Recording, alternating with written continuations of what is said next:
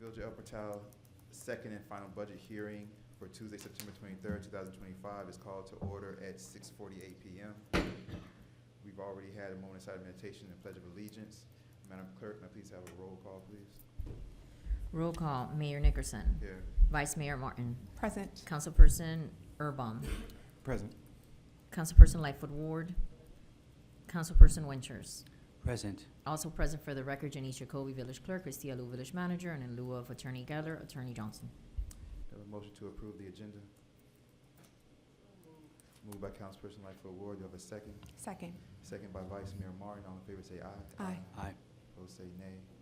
Hearing now, moving to the first good and welfare. This is good and welfare where you can talk about anything on the agenda, but we're going to move right into the items where you can talk about anything on the agenda, regardless. Okay. Moving on to. Go ahead. I have a few questions, a few concerns about the budget. And I did a lot of press play and replay and repeat on YouTube over and over again, listening to the meeting 2 weeks ago. And there was a lot of things said that are really untrue about the budget, and I want to make sure that they are on the record, that there were things that were not said correctly to our citizens.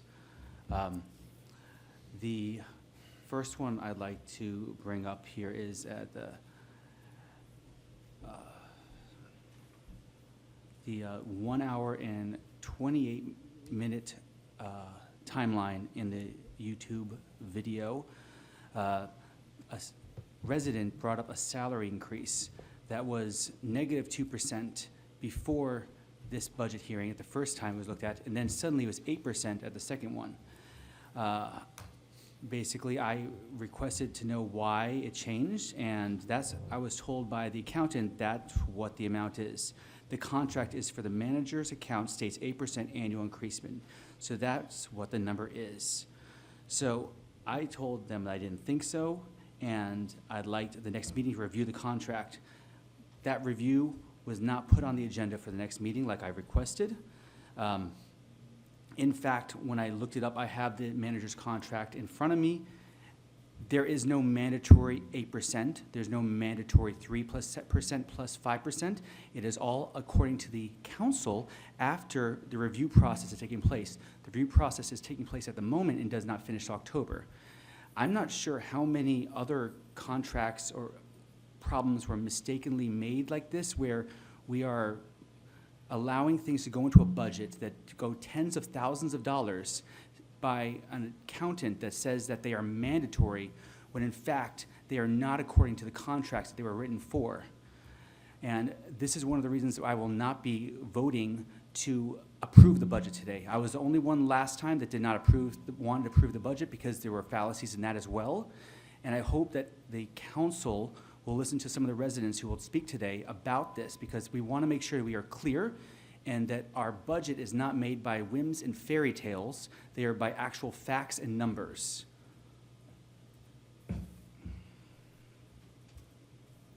Thank you very much, Councilperson Winters. Anybody else good in welfare? This is for anything on the agenda, but when we get to the agenda items, you guys will have a chance to speak also. Seeing none. Moving on to the resolutions. Mr. Attorney, if we could read into the record the final adoption of the ad valorem. Thank you. Resolution number 2025-28, final adoption of ad valorem's second reading tax rate for 2025-2026. A resolution of the Mayor and Village Council of the Village of El Portal, Florida, of Miami-Dade County, Florida, adopting and approving the final millage rate for fiscal year 2025-2026, providing for incorporation of recitals, providing for an effective date. Thank you very much. Just for the sake of transparency, just wanted to point something out really quickly for this ad valorem item that we're discussing on, well, actually yesterday. I got some information about property value assessment, and it was lowered. Our property value assessment originally was assessed at $411 million. It was lowered $21 million. There was a $21 million reduction with the property value assessment. It was lowered to $390. And so I just wanted to point out, just for the record, that originally when we went from 8.3 to 8.2, then we got a reduction of about $40,000. But because of this new property value reassessment reduction, we're going to be losing a total of about $207,000 that we thought we would have coming into the budget. Just wanted to point that out. That's all. Okay. Mr. Mayor, I have a question on that. Yes. Can you expand on what the reason is for that reduction? Yeah, so thank you very much, Madam Vice Mayor. The reason for that reduction is the Cavista development. The Cavista development was originally appraised much higher, but because the owners of the Cavista development, they applied for, which we didn't have knowledge of, they applied for affordable housing tax credit, and it recently went through, and therefore then they had to reassess the property value for the Cavista, and that's where you get the $21 million reduction.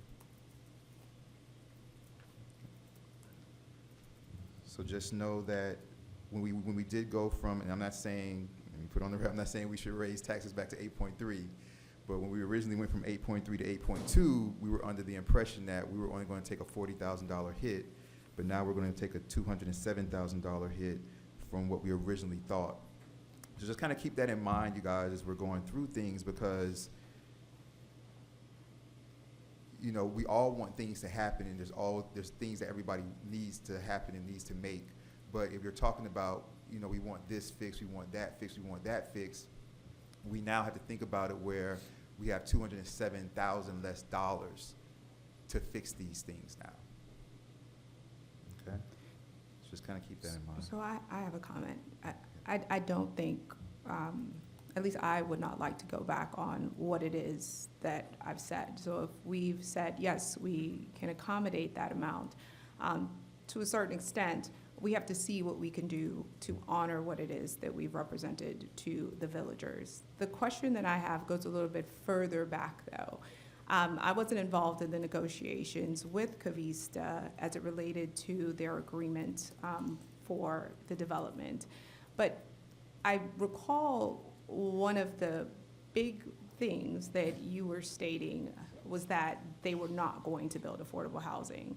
So was that ever memorialized within their contract or site plan agreement? Was that ever anything that the attorney opined on?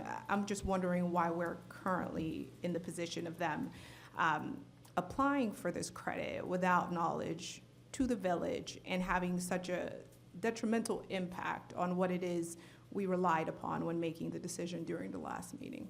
Yeah. Madam Manager, we discussed this with them. We were told numerous times that they wouldn't go for affordable housing, but it was never put into their contract, Madam Vice Mayor. Okay, and when we negotiate these agreements, I know I wasn't part of it, but was the attorney, I know that he's not here tonight, but was the attorney there at the meeting? I just usually am accustomed to it being more than a wink, you promise, and it's something that's more of a binding part of the agreement. Yes. So the attorney was present? Yeah, the attorney was part of the negotiations. Okay. This is good to know, and I think underscores, I don't agree with Councilman Winters very often, but I do think this really makes it clear the need for us to put forth a schedule for evaluations for our charter officers, and for us to have a more robust conversation on the type of representation we are receiving and the type of guidance and counsel, because these things are important. And I think what we see tonight, we see that they have real consequences. So I am very much reluctant to go back on something that we've said, but I also understand that in my experience, if we are representing that there was not going to be affordable housing, I would think that there would be something that would make that a binding part of the agreement. And I would love to hear from the attorney as to, I guess why things didn't shake out like that. But yes. Thank you very much, Madam Vice Mayor. Any other questions or comments from the council? Yeah, so I would just like to remind everybody that workforce housing and affordable housing, neither of those are qualified as low-income housing. So just a reminder to the general public that the terms affordable housing and workforce housing are generally cover for builders to show good faith in making affordable housing. But this is not how the reality works out, and this does not help low-income individuals.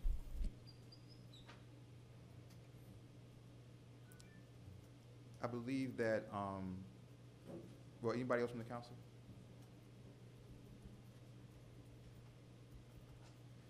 Moving to the audience, anybody from the audience regarding this, questions or comments? Come up and say your name and address for the record. My name is Ken Barrington, developer at the Cavista, 471 Northeast 83rd Street. I didn't come here to discuss this topic, but I do have some background that would be very helpful for you all in regards to this. So when the development agreement was drafted and signed, the Live Local Act, which you may be familiar with, did not exist. These tax credits are a function of the Live Local Act. So we could not have negotiated something that didn't exist at the time that we crafted this development agreement. So if there's any illusion that potentially we suggested we wouldn't build affordable housing or we wouldn't apply for credits, this program didn't exist. So we didn't know of it. I don't think we misrepresented ourselves. So these credits, again, are a function of a Live Local Act that was enacted during Cavista's construction, if I'm not mistaken. All 282 units of the Cavista qualify for workforce housing as deemed by the City of Miami. So these are individuals that make I think it's 120% of the median income. These are people that are making like $60,000, $70,000 a year. We're proud of that. Whether you deem that as low income or affordable, the City of Miami does. So that's how we got this credit. So it's hard for me to think how we could have thought through that years ago when it didn't exist. So hopefully that makes it a little more palatable for you. I appreciate that. Yeah. I appreciate the context. It's Yeah. all about the context. But I You do got it. have a follow-up question, Sure. just so I know how to correctly place this thing in my mind. There, at some point, and I could be misremembering, so I apologize Yeah. if that's the case. I do remember there being a very robust discussion about this wouldn't be affordable housing or low-income housing. Was that ever mentioned during, from what you can remember? I know this was a while ago. Yeah, so you're kind of pulling back. This goes back to conversations with Jason Walker, Claudia Cabillos, Yeah. prior to this administration. We have always suggested that the Cavista was going to be market rent apartments.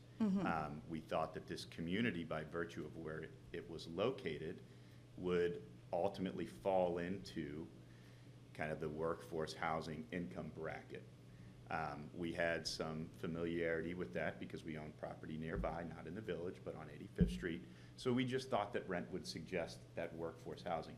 If you wanted to get into an affordable housing program in the City of Miami, I don't think you had it here in the village for our development.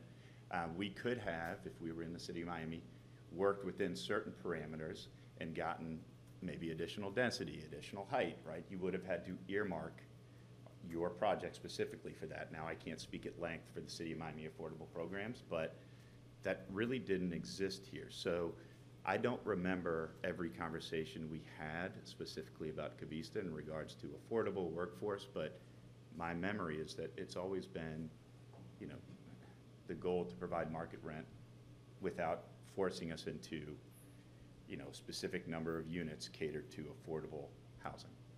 Okay, If that answers. that's good to know, and thank you for clarifying some of that. Right. the supplemental question then is for the mayor. Do you remember any conversation to the like or representation of such that this would not be? And there's nothing wrong with affordable housing Yeah. at all. course And not. I do think that especially in Miami-Dade County, that's a very big issue and people need places to live. They Right. need quality places to live. We need to make sure that people aren't out here being slumlords. So all of this is just about the veracity of something that was told and something that Right. was relied upon, not Sure. necessarily any sort of opinion as to the desirability or appropriateness for affordable housing, because folks need places to live. Right. With that being said, what do you remember about it, Mr. Mayor? Yeah, I remember distinctly a few times, Madam Manager, that we would be negotiating and we'd be in the meetings, and I specifically said, for El Portal, I just don't believe that affordable housing was what El Portal was, and I was adamant about, Madam Manager, not wanting affordable housing in El Portal. And I was told every time that I brought it up, Madam Manager, that, we agree that, yeah, you can add something to it also. That and what was said was, what he said, it would be market value and it would not be affordable housing ever, because that's something that I did not want in El Portal. And let me just say for the record, Madam Manager, before you jump in, for affordable housing, and this is why I didn't want it, first of all, is affordable housing is low-income housing a part of affordable housing? Yes. Low-income housing is a part of affordable housing. Affordable housing is a broad term encompassing any housing that is priced below 30% of a household's gross income. Next question. Is Section 8 housing a part of affordable housing? Yes. Section 8 housing is a form of affordable housing because it uses federal money to subsidize rent, allowing low-income individuals and families to live in a decent, safe housing in the private market by paying only a portion, typically 30% of their income towards rent. And that is why I did not want affordable housing in El Portal, and I was adamant about it. Madam Manager, the floor is yours. Yeah. Thank you. I just want to also bring us back to, this is the Cavista, not the launch. Right. And Mayor Nickerson and I worked with the Barringtons on the launch.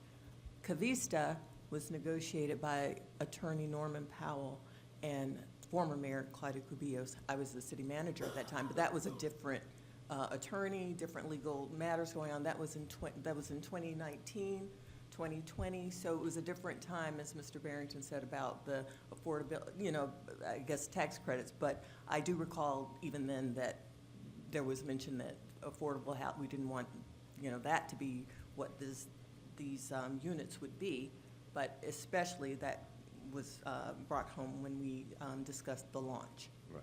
And that is consistent with kind of how we've brought these projects forward, right? So we have not gone after affordable housing. We haven't gone after Section 8. I will say, I believe in this county, if a Section 8 tenant applies to your building, you have to do the background check. You have to consider them.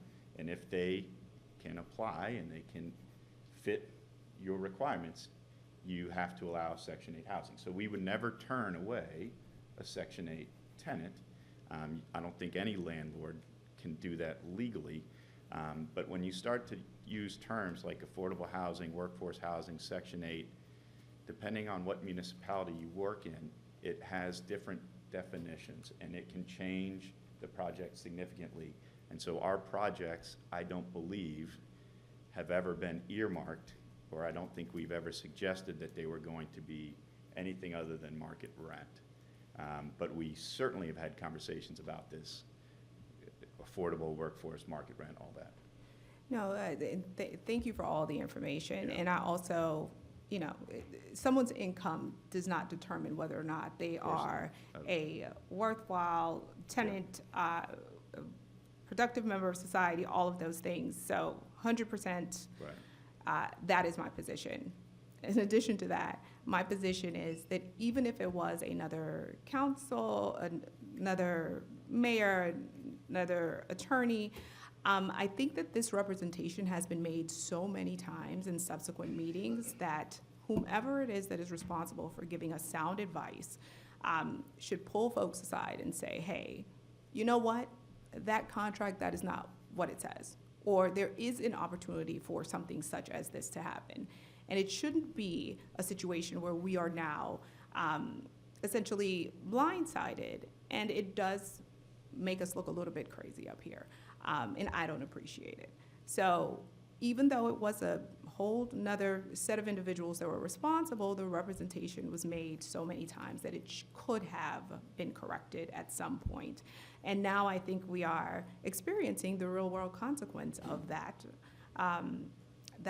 Maybe it's not an omission, but that lack of clarification, and I don't appreciate it. But at the same time, I do think it's important for us to not blow with the wind. We said what we were going to do, which was lower the millage rate. I think we stand by that. I assume that the real world consequence is going to be that the amount that we thought that we would have in reserves, that will be reduced. And I think this opens up the floor for another conversation about how we do these evaluations and how we analyze these opportunities that are in front of us. I too had a agenda item that's not currently on this agenda.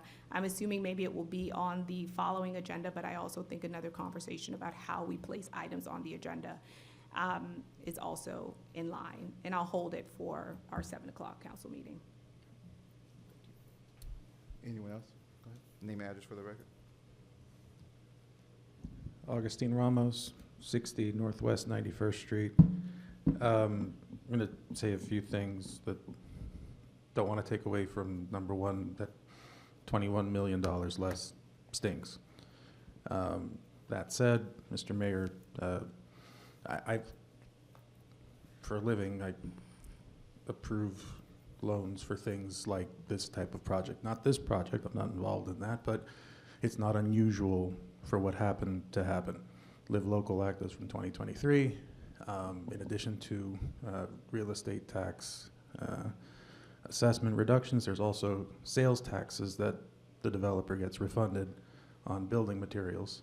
So in addition to the savings on the property tax itself, there's also a refund they'll get once the thing is built from the state.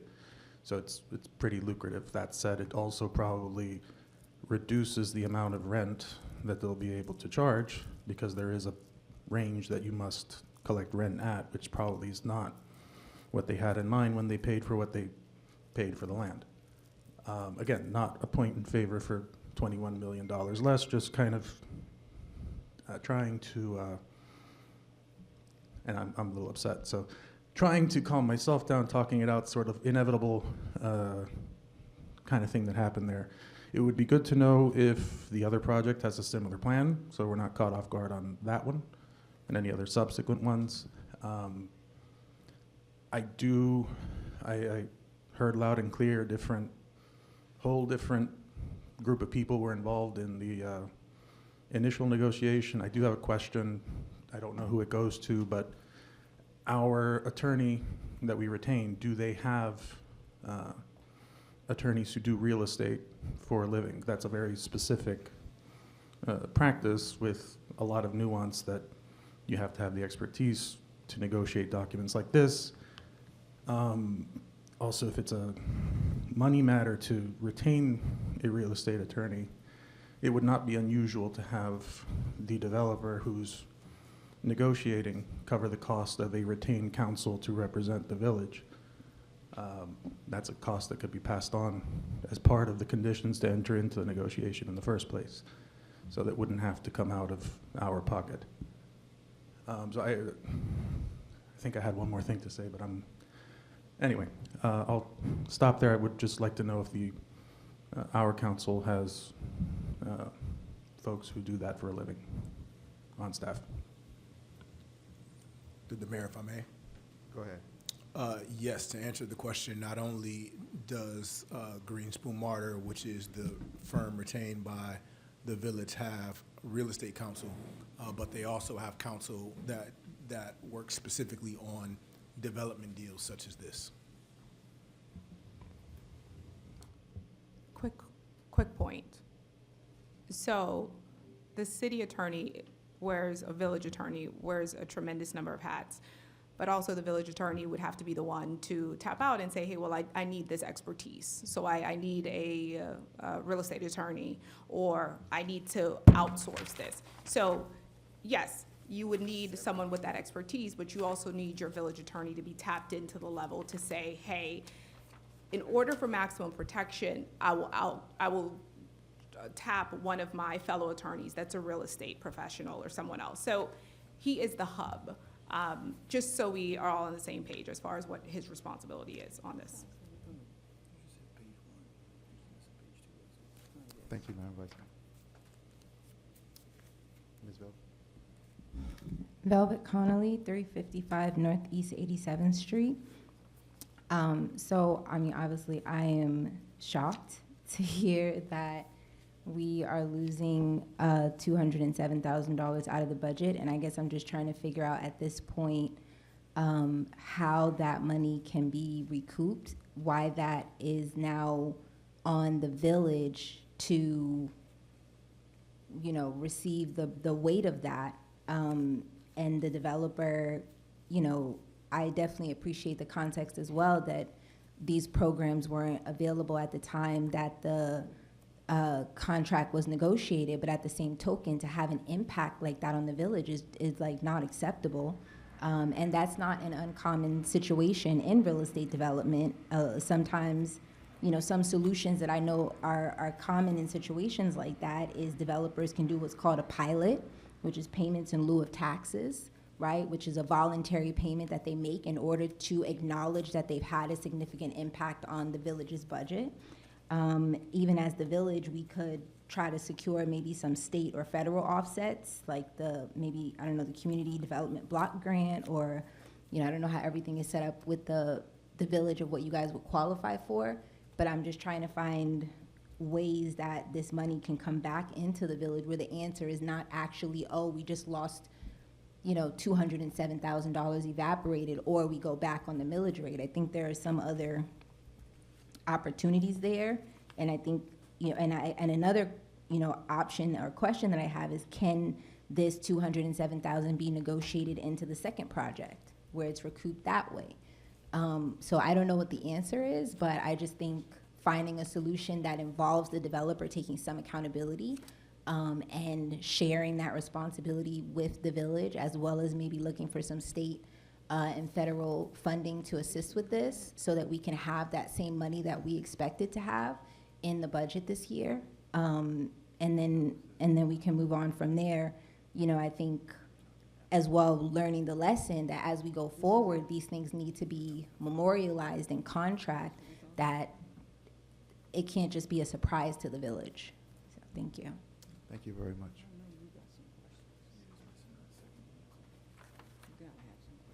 Hello, everyone. Kathy Ramos, 60 Northwest 91st Street. Perfectly well said by the previous resident.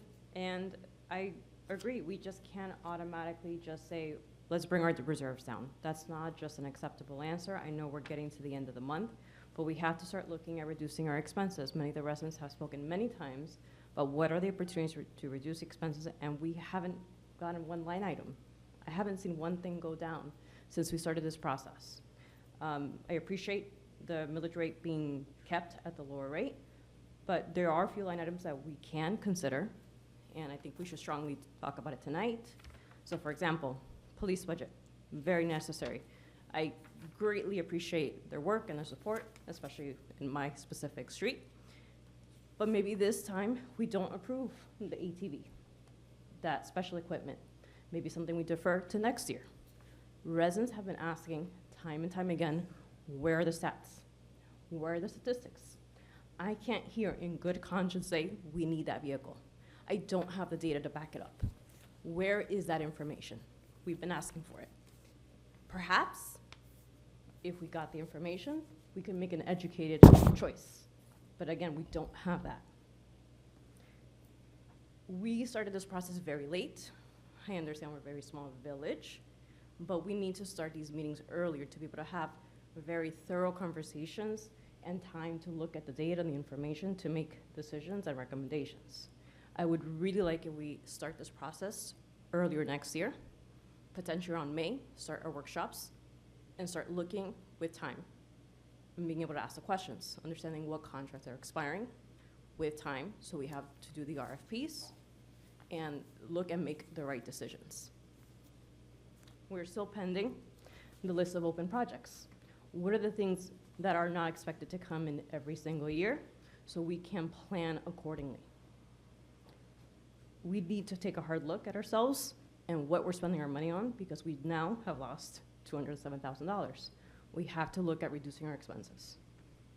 Thank you. Thank you very much.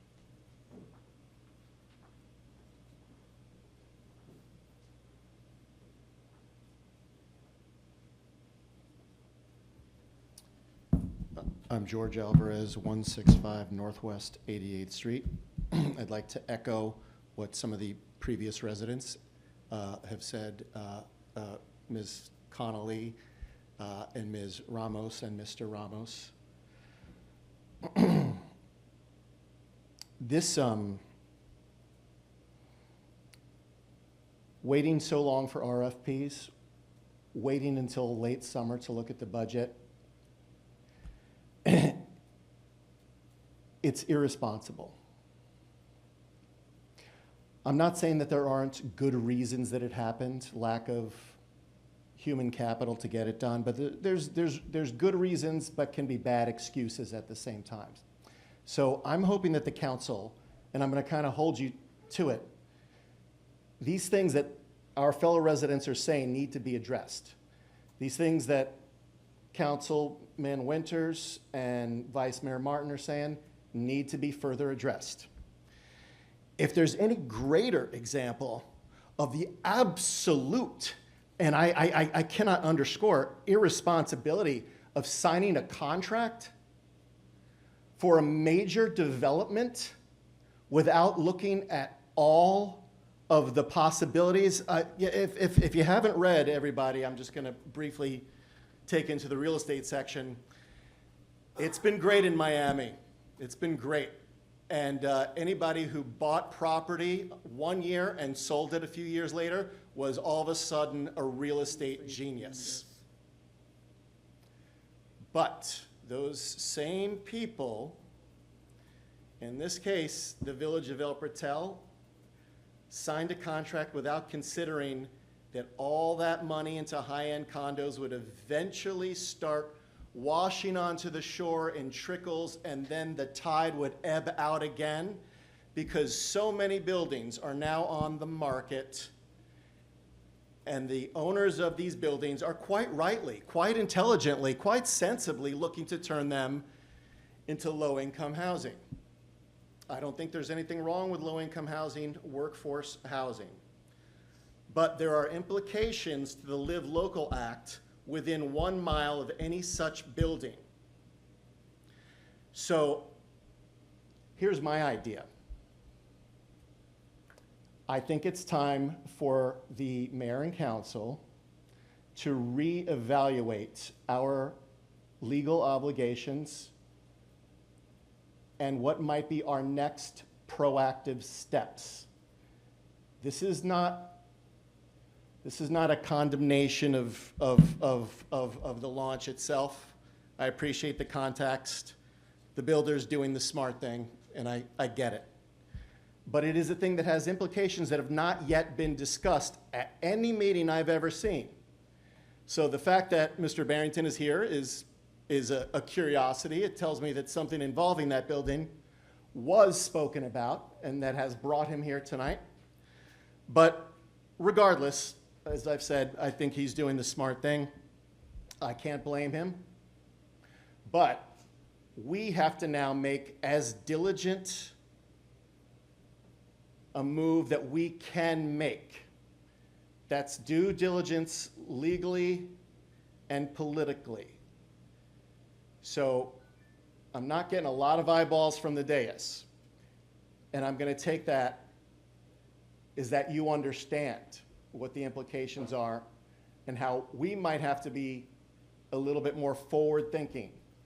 Not just as a, not signing a contract, that being a cautionary tale for us to move forward, that's ridiculous. That's irresponsible. I think we need some we need some diligence on this one, guys. So I'm counting on you. Thank you for your time. Thank you very much. Anyone else from the audience?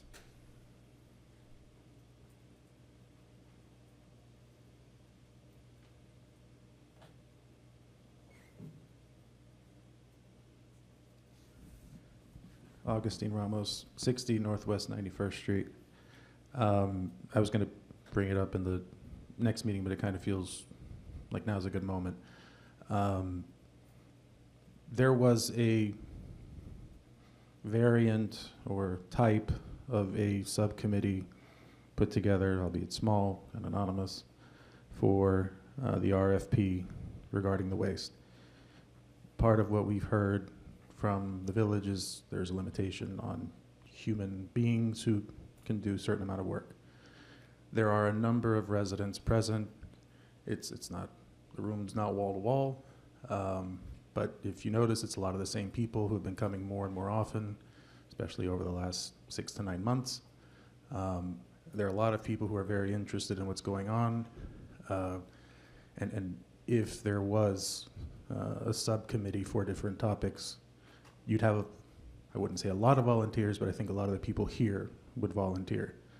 So if there's some amount of busy work or leg work that could be done by some outside of the village payroll, I do think the subcommittee would be a tool for getting that work done and also hearing the residents in the process and involving us earlier. I think you get 2 birds with 1 stone. I don't know what the process would be. It seems like there is a way to do one with the experience last week, and have it cover things like planning and zoning, finance, a bunch of other things that I'm not able to articulate because I'm still really upset about the other thing. So just if we could get an explanation as to what it would require to have subcommittees formed, if you guys would consider forming them for that purpose, because sometimes things get missed.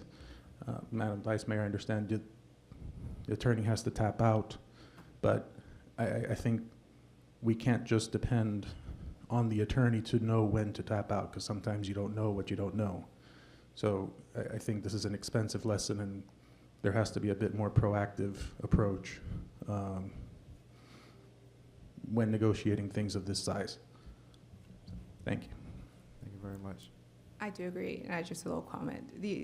The attorney should know what he doesn't know. And I say this all the time, as far as like what this is and what is contemplated, the city attorney and the city manager should have a very broad knowledge and idea of what it is required for some of these things that we're discussing. And this type of deal shouldn't be novel, and I don't think is novel. I think it's something that routinely city attorneys they encounter. Routinely, they know what the expertise that will be needed, what to look out for. So I don't think that this is something that requires, just kind of a tremendous amount of external input, because I do think this is part of the job. And I think if you, and I invite you guys to do that, just chat with other city attorneys and other municipalities about just routinely what they encounter and whether or not this is something that is routine. I think you'll see that this isn't something that is novel, that required, just kind of some sort of external guidance. I think this speaks more to just really being present and really executing the tasks that, honestly, we're paying the charter officers a large amount of money to do these tasks. So yes, I love resident and village input, and I think you guys have so much value to add. But at the base level, the charter officers should be performing their jobs effectively so that the villagers can then opine on things that are novel or innovative, that add value or bring the community closer together. I think we need to hold our charter officers to task. And I don't think that that increases the burden on the villagers. I think what it has to do, we have to do, is create a paradigm within which we are effectively evaluating our charter officers and ensuring that we are receiving the benefit of the bargain that we are handsomely paying for. So that's where I stand on the charter officers. as it relates to resident input, I do think that we should have some of those committees. And I remember the young lady that spoke before you did, she spoke about kind of tackling these issues before, these budget issues. And I do think that's where a finance committee, the finance committee that we had in place, would be really useful. So we can continue to talk about these topics. But while we talk about the topics, what I really want to stress as well is, though we are subject area experts in our lives, right? Whatever we do, we know how to do it very well. But we also have to give the police chief, the city manager, the benefit of saying, hey, well, they might be subject area experts as well, and give them an opportunity to opine on some of the things that seem really, easy for us. I mean, I don't know what the ATV does, but I do think that the police chief thinks that it is a very important part of what it is that is something that is going to enhance our safety in the village of El Portal. And that's something that he can continue to talk to you about, and we can continue to finesse and see if it makes sense. I just am always very hesitant to usurp my understanding or take my understanding and just assume that I know more than someone who has been doing this for quite some time. It doesn't mean that I don't have something valuable to add or I might have a new perspective, but I also want to be very respectful of the information that is being given to me as to how it is to keep us safe. So I do want us to always continue to find ways to be involved. I think the subcommittees are a big part of it. I think we should get a regular schedule as well on meeting with the subcommittees, and we should have a very open process for residents to sign up for the subcommittees that they find interesting. And on a larger scale, everyone that's in this room, I think it's very important that you guys gear up to either run for office, to take the seat, to learn all of the things that come with being in this position and do it your way. I think all of you guys should continue to be involved. I think you should continue to stay at these meetings. If you hear something that you don't like, I think you should stay involved, talk to the council members, talk to the city manager. I can only speak for myself. I'm not gonna be up here forever, right? I started doing this thing because I was pregnant and I was not working, and I wanted to use my brain and I wanted to help out. And I think it's a valuable thing for every resident to serve their community, to serve their neighbors. I think it's a valuable thing that you're doing tonight. I think you need to stay plugged in, join the committees, and run for office. We're not gonna be here forever. But if you believe, like I believe, that we shouldn't be here making $60,000, or we shouldn't have charter officers that are popping in here, falling asleep, not telling us about significant parts of our contracts. If you believe those things, and those things really, keep you up and say, hey, that's not right, you should gear up to run for the office and protect what you think is the right and the good, right? But also, I do want to say that I'm hearing you. I just want to say we also have to understand that we have content area experts that are giving us good advice and sound advice on the budget. We might not agree on it, but it doesn't mean that we have to change it overnight in this meeting. Thank you, Madam Vice Mayor. Yeah, so this is a little bit of a head scratcher. Say your as name I and s- address again. Oh, Kenneth Barrington, 471 Northeast 83rd Street. So it's a little bit of a head scratcher for me. I'm not here to discuss this. I was here primarily because we were on the news last week. I'm sure some of you saw that. I just wanted to hear if there was any fallout from that. But I thought the property taxes would be a benefit to the village. I really kind of thought going from $1 million project years ago to 70+ million on property taxes would have been helpful. Raise your hand if you've ever asked for an appeal from the property appraiser, right? Many of us do that. We asked for an appeal. In fact, they had assessed our property as if our property was operating at 100% occupancy. Now, you all know this is new construction. In fact, at the time of the assessment, we were 50% occupied, right? So not only are we getting a reduction in value due to the Live Local Act, we are getting a reduction in value because it is the right thing to do. We were not a fully occupied building. We were brand new. And, I'm sorry that that change in value has had some impacts to the budget that's concerning. I'm sorry you're going through that. We've always operated under transparency. We've had a great relationship with you guys. So I'm sorry that you're going through that, but I do feel like it's fair for us to fight for every dollar to reduce our property taxes when they were assessed unfairly, in our opinion, and the property appraiser agreed with us. So, you know, let's look at the property appraiser and Ron DeSantis if you're not happy with the Live Local Act. We just kind of pursued those avenues. So anyways, thank you. Thank you very much.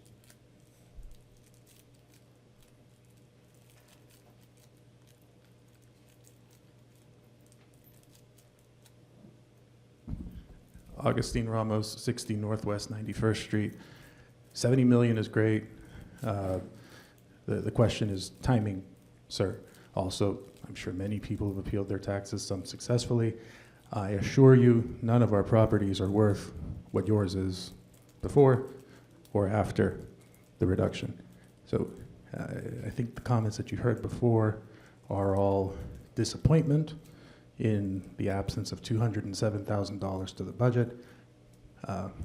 Thank you for your words, but till now, I think everybody accepted the fact that what you did is perfectly allowed. I'd ask that we just move on with the residents and their comments going forward. Thank you. Thank you very much. Anyone else?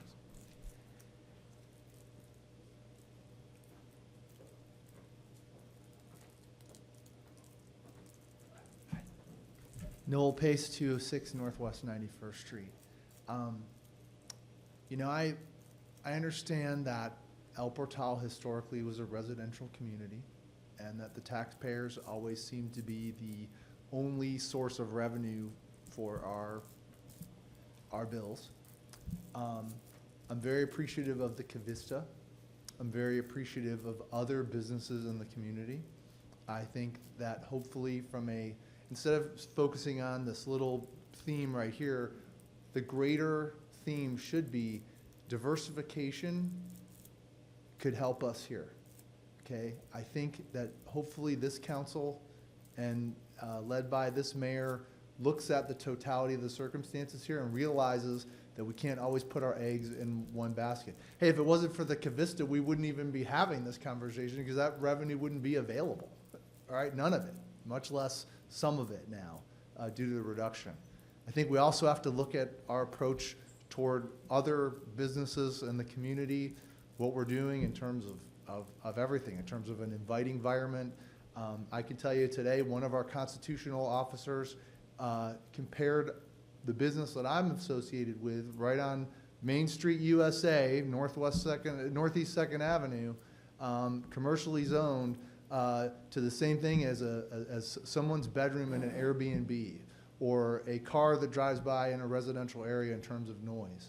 Okay, that business employs people who live in this community. That business takes care of kids who live in this community. This business pays high taxes, okay, significant taxes, you know, toward the overall thing of the community. And the fact is that I just get the feeling that we're not looking at the totality of the circumstances here, is that we need more than just going to the well on the residents. We got to bring in some more businesses here. We have to create a more inviting environment if we're going to stay competitive. Hey, you know, just 2 years ago, El Portal was the best place to invest in real estate in Miami-Dade County. It's almost every year. Why is that? Because we've created a pretty great environment here.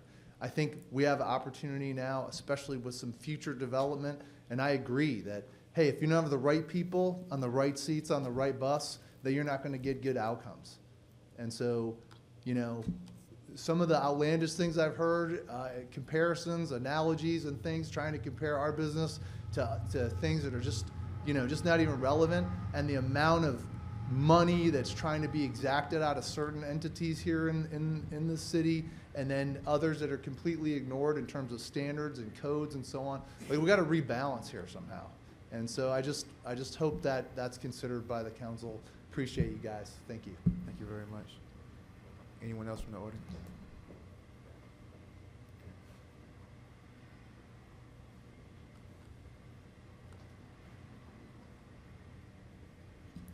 Velvet Connolly, 355 Northeast 87th Street.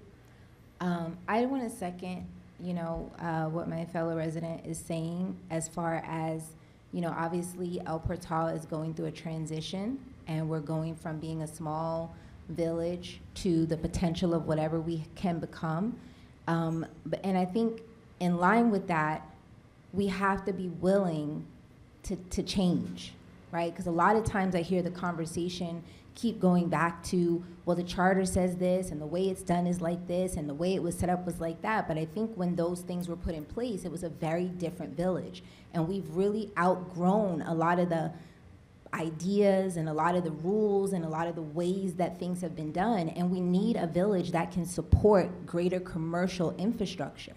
And at the end of the day, that's why I keep just one band, one sound on, we need to be able to discuss how to bring in revenue to the village. We need to have more active conversations, not just about balancing, dying down on our expenses. That's one way to go about it. But another way to go about it is, how do we bring in more revenue? How do we make more money? And how do we get people in the right seats that are experts?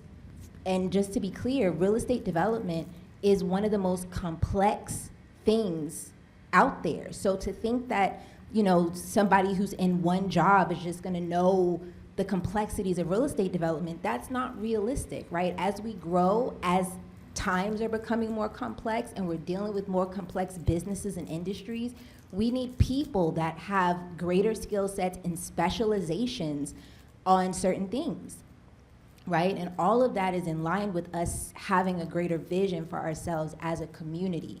And so I hope that we can really get on board from that standpoint as the community, even when we have these conversations about, should we increase the wages of the council and all that. I think like the gentleman said, we have to see the bigger picture of those things. We have to incentivize, right, the right people to come to the right seats to contribute what they have so we can grow, right? And so I don't think it's about penny pinching. That's my perspective. I think it's about innovation. I think that we need to have better, opportunities available in this village. And in order to do that, we have to be willing to do some things that we haven't done in the past differently than how we've done it. And I just hope that we can come to that agreement that we really do need to grow and expand from where we are. And not just, like you said, nitpick on all these little things, which really just kind of keep us in the same spot. Thank you very much. Anyone else from the audience? Yeah, come. Sorry. And last thing was just also about the developer. I'm really appreciative that you're here, and I want to be clear. I'm not suggesting that the burden should be on you either. I understand in your business you have to fight to keep the cost, right? What I'm saying is that I think we need to acknowledge this symbiotic relationship of us all being in the community together, that when things like that happen, we need to shoulder the burden. So it's you coming to the table with the other people involved in the community for us to find a solution so everybody can win. And I think the answer is, how do we make a win-win where it's not somebody left holding the bag? To me, that's the answer. Thank you very much, Ms. Collins. Anyone else from the audience?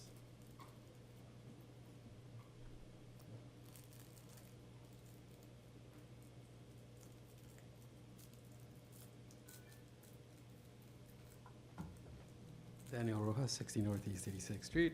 I just kind of feel like I also agree with my fellow residents that are talking about diversification, and also the fact that we have very little data to make our decisions. I was looking, so apparently there's some kind of conference in October about smart cities here in Miami. I don't know if we're looking as a city to be there. I thought that made kind of sense to me when I saw it. Maybe you could look into it.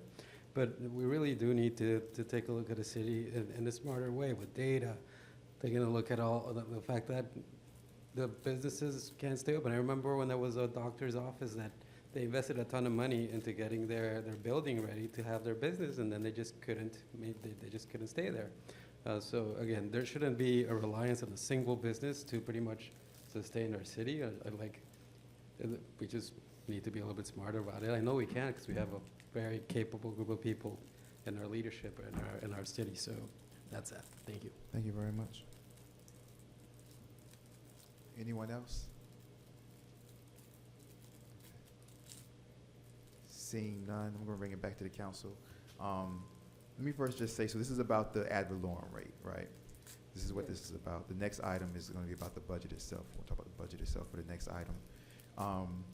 And this doesn't make it, necessarily better, but I just wanna clarify that the $207,000 loss is not $207,000 from the budget as far as what we had last year. We still got a bump. We just thought the bump was a lot larger than what it is. All right, so I know it doesn't make, a big difference, but it makes a difference, whereas I don't want people to think that we're leaving here thinking we're getting $207,000 less than what our coming in rate was from last year's budget. It's not like that, okay? So it's kind of like what Mr. Pace said. If the Cavista didn't exist, we wouldn't be getting anything. So now we're just getting less than from the Cavista what we thought we would be getting. That's what the difference is. Okay. It's back at the council. Do I have a motion? We're now at 8.2. Do I have any further discussion, questions, or a motion for the current 8.2, or any other suggestions for the millage rate? I just have a little comment. Yes. Whenever we talk about our amazing village, which this is an amazing village, we always, I think, sometimes speak in the context of like, we are up and coming, we are getting there, but we've already arrived. Like, this is an awesome place to live, and businesses are aware of that, and developers are aware of that. And I do think we do have that secret sauce of still feeling like a very, very small community, but having all of the great amenities of like a really big city. So with that being said, I think part of how we can maximize is changing our perspective on ourselves. When we are developing or negotiating our public benefits, those numbers need to be very high, much higher than we've seen before, because it is an amazing privilege to develop here. Like, this is a great community to be in. So for us to really maximize, we need to have the professional staff that is aware, who believes like what we believe, that this is a gem, who is aware on how to get those numbers up, who's aware on how to get us the benefit of our bargain. And those are the people that are in the room and should be in the room negotiating on the front end, advising the council, and us kind of driving those conversations. That's a very big opportunity right there when you're talking about money that you're able to bring into the city. And also how we market. Mr. Pace was talking before about businesses and attracting them to El Portal. Well, that is the job of some of our charter officers. For sure, the elected officials as well. We go out and we're mouthpieces, but they are the ones who are really in the seat to kind of drive this conversation on how we market what we are and what the vision is, how we execute on the vision that we put forth. So I would encourage you, when you're kind of deciphering all of this information, to for sure talk to each other, but also make sure that you're holding your charter officers' feet to the fire as it comes to being as excited about El Portal as we are. We don't have to look to Miami Shores to see how they've done things, or any other municipality, really, because we are something so very unique, and I think poised to be to continue to be one of the premier municipalities in Miami-Dade County. That's why I care about it so much.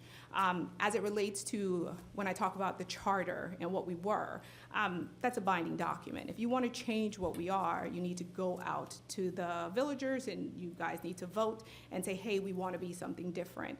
So my emphasis on that isn't necessarily to stay in the past, but just to be realistic about what is possible without there being this large-scale inclusion of there being a vote to change things. If we wanted to change what type of government we are, that is what we would need, and you can ask any attorney. That is it. Also, I really want you guys to be very savvy.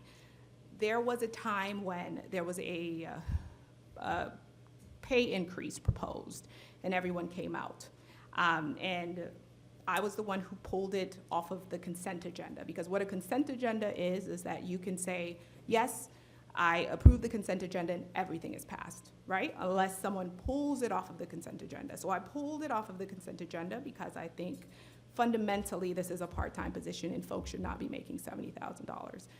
Everyone was up in arms. Councilman Erbaum and we went ahead and did what needed to be done. Councilman Lightfoot Ward went ahead and said, no, that's not how we contemplate things. Councilman Erbaum put it off for a year. Don't be fooled, guys. It can come back in a different form with someone proposing different numbers, someone proposing it in a different way. Be alert, be vigilant, right? I might not be on the council forever. Maybe the next person that replaces me doesn't have the same aversion to this. Pay attention to the people who stand up on that mic as well and tell you to think outside of the box and be innovative and move money into areas of the budget that are controlled by the council. Sometimes people state their intentions through what it is they advocate for, because maybe eventually they anticipate a run. If you want this to remain a part-time council position, and if you think that the majority of your budget should not be going to salaries for individuals who are on this dais, if you think that good work can be done by paying the staff for the city or enhancing the staff in the city, then you should stay engaged, keep coming to these meetings, and pay very close attention to what is being said and by whom, because the threat is there. That's all I have to say. Thank you very much, Madam Vice Mayor. Any other questions or comments from the council? Seeing, hearing none. We're at 8.2 millage rate. Yeah, I move to adopt the rate of 8.2. Moved by Councilperson Erbaum. Do I have a second? I second. Second by Vice Mayor Martin. Madam Clerk, please have a roll call, please. Roll call. Councilperson Winters. Yes. Councilperson Lightfoot Ward. Yes. Councilperson Erbaum. Yes. Vice Mayor Martin. Yes. Mayor Nickerson. Yes. Motion passes 5-0. Thank you very much. Mr. Attorney, if you could read Resolution 29.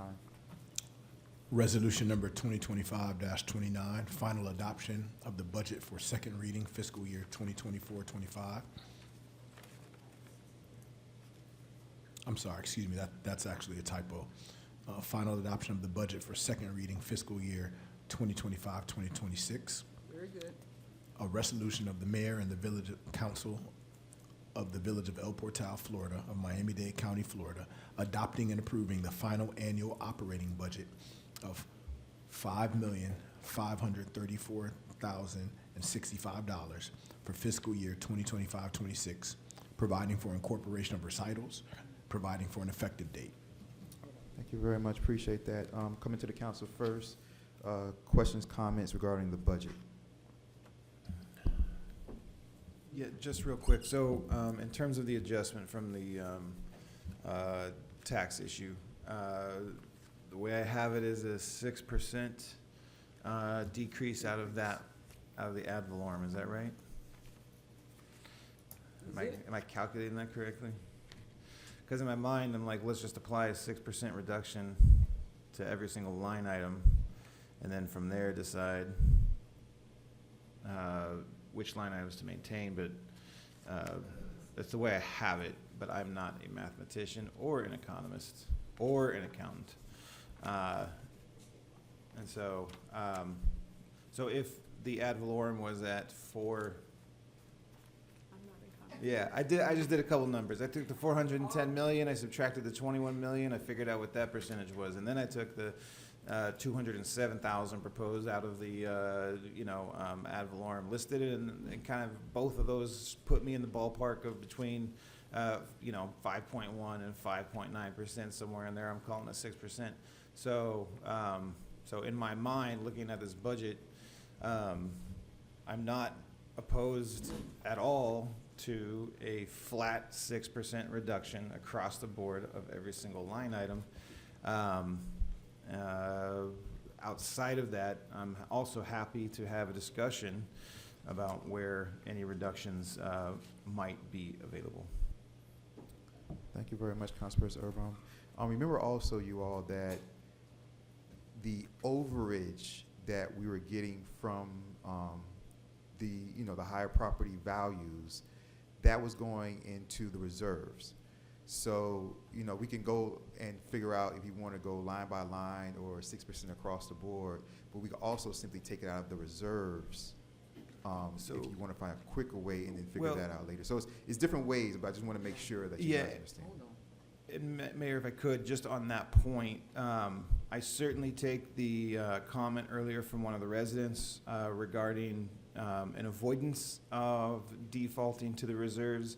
And so I was discussing with a friend of mine, he's an engineer for Rolls-Royce. They build remote power plants for, you build a factory in the middle of a jungle, you need a power plant for it. So he builds power plants for Rolls-Royce. And he's from Germany, but we kind of became friends because we're kind of weather nerds. With my daughter's activity, we were talking about the weather as part of the activity, and so we kind of became friends because we love talking about the weather. And so he was kind of concurring some evidence that I saw that Tornado Alley, which I grew up in, has actually shifted now by almost 200 miles east. I don't know if you guys realize that, but if you hear about tornadoes east of Ohio, that is unusual. It's very unusual. And the tornadoes that were happening in eastern Colorado aren't happening as often anymore. Tornado Alley has shifted almost 200 miles to the east. So what does that have to do with us? Well, I'm looking at my Max Tracker app from Channel 10 News and Max Mayfield, my favorite app. I'll tell anybody in the world to get it, although this year is different from last year. You can feel the people that they've fired and the equipment that they have given up in terms of satellites, because the information coming out of this app is woefully less than it was just 6 months ago. That is evident. However, as I'm looking at this thing, Gabrielle, thankfully, is turning to the north up the middle of the Atlantic like most of them do.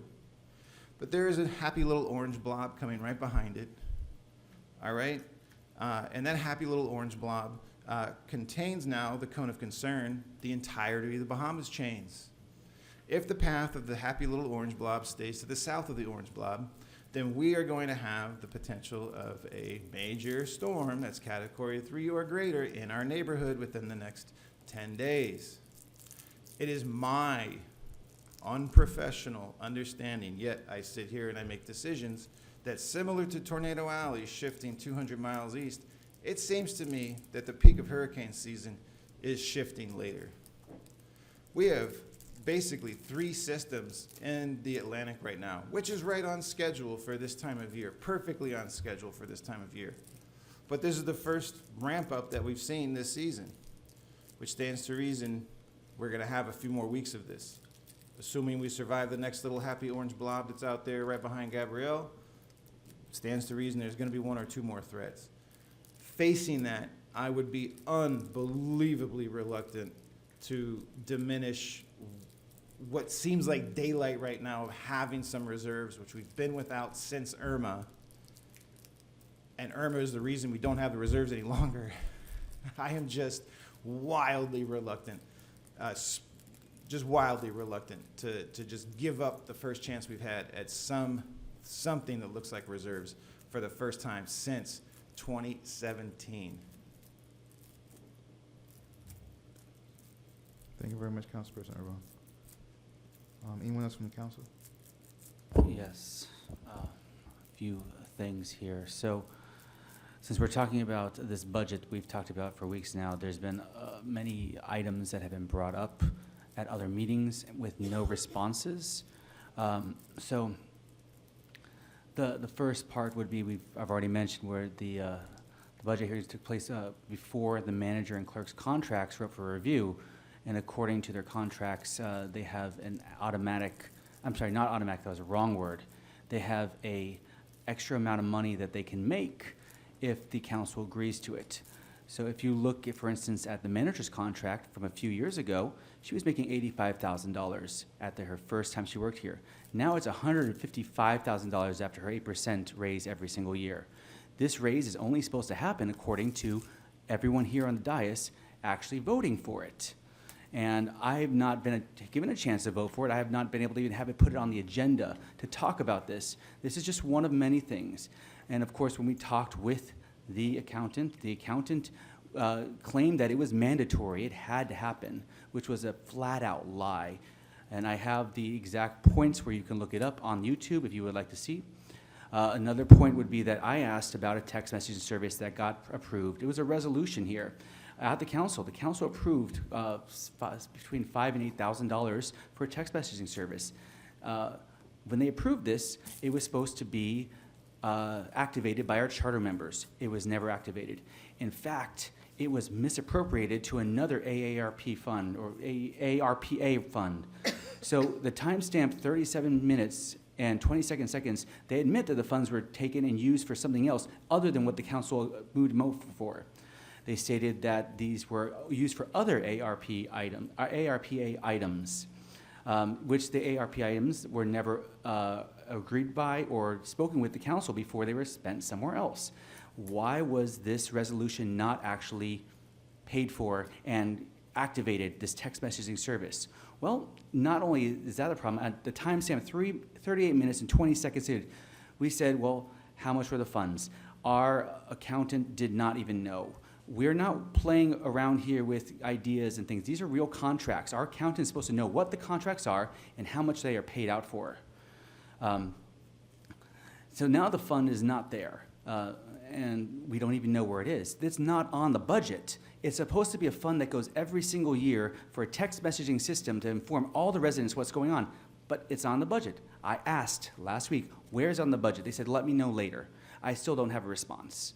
So the question is, why is it that we do a resolution here that are not being followed by our charter members, and then the money's being allocated to other areas? I think everyone here should be concerned because this is one of many areas that are being mishandled. Next, the loan payoff. I asked last week about paying off the loan. I said that I would like to not pay interest, and if we were possibly able to pay it off, because there's only around $90,000 to $100,000 left out of a $5 million budget, let's save a few $1,000s just so that we don't have to pay the interest, right? Well, it's timestamp 52 minutes and 59 seconds. There was a thing where it said we asked if there was a penalty for paying off the loan entirely early. The accountant responded he did not know. He said he would get back to us, and we still do not know. I do not know where the accountant is today. I would like to ask him why we do not know what the payoff penalty is still for a second or third time. Because it's something that we have actually kind of talked about among the council members here in front of you that would be a nice thing to do. So with everything I just spoke about, I'm getting very frustrated, and I shouldn't be. I should be very much calm and forward-thinking to make this all work out. But I'm like you. I'm a citizen here. I live here, and I want to make sure that this government is running correctly, and we are keeping them on our toes. I appreciate everyone that came here today, everyone who's come and talk up here, because this does not happen without your input. If you would like to have us review the contracts of these charter members, please send emails to everyone. Let us have an abundant amount of emails that say, please review the charter contracts immediately. We do not want to see the funds misappropriated, or we do not want to see these things being passed. We need your help, because there's only so much that we can do on our own when we're one of many voices. Thank you. Thank you very much, Councilperson Winters. Anyone else from the council? Hearing, seeing none. Moving on to the audience about the budget. Anybody from the audience?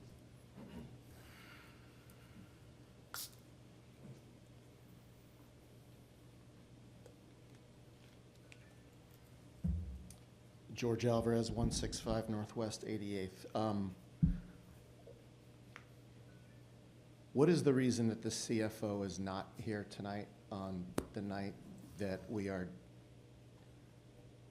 this is our ultimate discussion of the budget?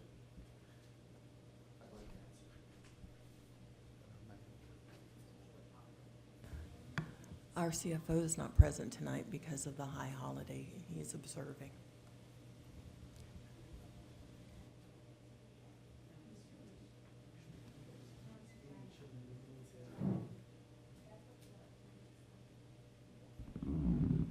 Talking about, Francis Siegel, 214 Northwest 91st Street. Talking about liabilities. the audit report for September 30, 2024, I know it's a year old, but I don't think we pay down that much. There's an item on the, looks like a balance sheet on page 12, but it's not actually a balance sheet. But it does say a net pension liability of over $2 million. What is that about? Is there a figure that's countering it to reduce it? That's over $2 million for net pension liability. What is being done with that figure? Thank you very much, Ms. Siegel. We'll try to get you an answer.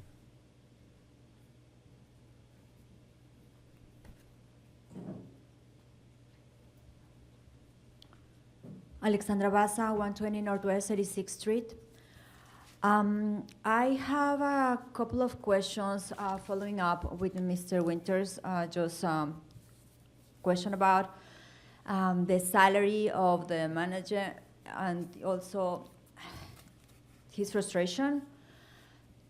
In many occasions, we have found ourselves into a position where we have to take like last-minute decisions because everything is last minute.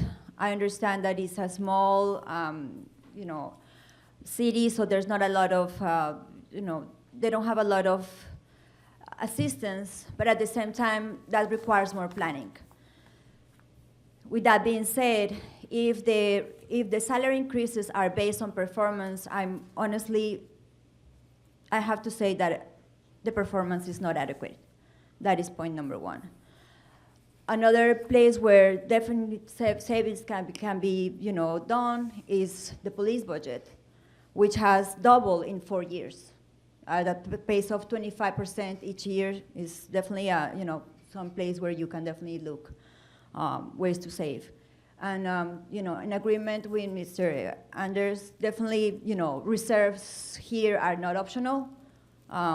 We need a little bit of cushion here because from what I understand, the last time that anything happened here, we ended up having to borrow a lot of money that we're still trying to pay.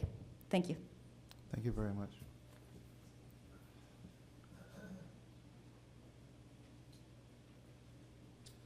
Hello, Adam Simon, 360 Northeast 85th Street. I mean, obviously I have a lot going on, but I would like to hear from the council and the mayor if you guys support Councilperson Winters' effort to review the contracts for the city manager. Thank you. Thank you very much.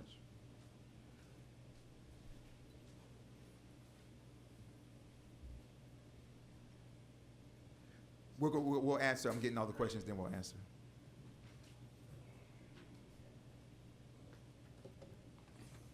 Merlin Brooks, 400 Northeast 90th Street.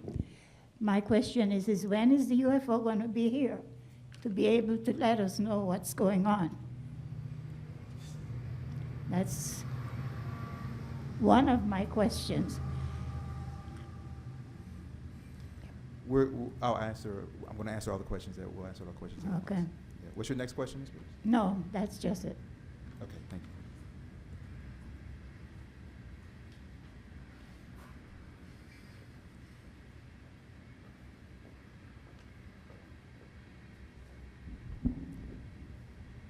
Noel Pace, 206 Northwest 91st Street. I share the sentiments with the fellow residents about prior planning and, outcomes. I mean, today was a Miami-Dade school holiday. Today was a large religious holiday for a big population of Miami-Dade County. The fact that the CFO is not here at the budget finalization meeting is just not correct. Like, I recommend that you guys, postpone this meeting until he's present. I also, in looking at the budget, and I'm sure, I know that that the mayor and Councilman Winters sort of empathized with us and what's going on in terms of code enforcement here. But, you know, for the community, the fact is, if we're talking about, especially in the age of mass shootings and, you know, pretty violent crime, you know, cutting necessary equipment to deal with a mass shooter versus sort of 2 code enforcement officers, which seem to just have a rotational shift around my commercial property, and we have hundreds of properties that are out of compliance that they don't do anything about. I personally think that, hey, if you're looking to cut something, maybe you need to start with that. Thank you. Thank you very much, Mr. Davis.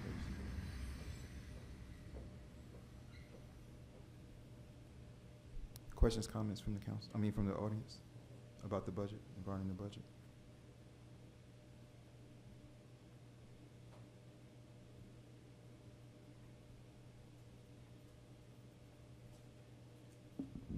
Daniel Rojas, 60 Northeast 86th Street. I just wanted to ask, was there any changes made to the budget after the suggestions of the past few meetings that we had? And if so, is it clearly delineated in any document is presented? Sorry, that's it. I just kind of feel like we gave suggestions. For example, you know, the police budget is probably one of the places where we can maybe find some funds, but it seemed like it just went in one ear and out the other with regards to that. So I'd just like to see if there was any changes made or anything whatsoever. Thank you. Thank you very much.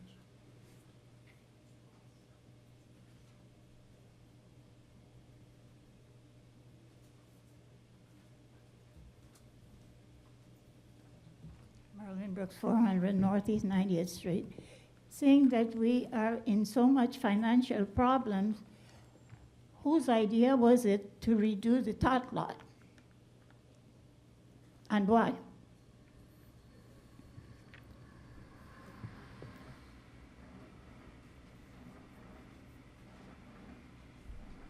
Anybody else, questions, comments?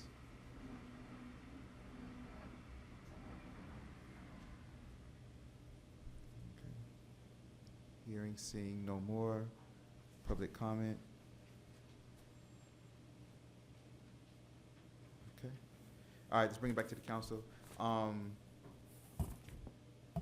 Madam Manager, if you could ask the CFO about the pension. Ms. Siegel said she saw in the older, about 2024 audit.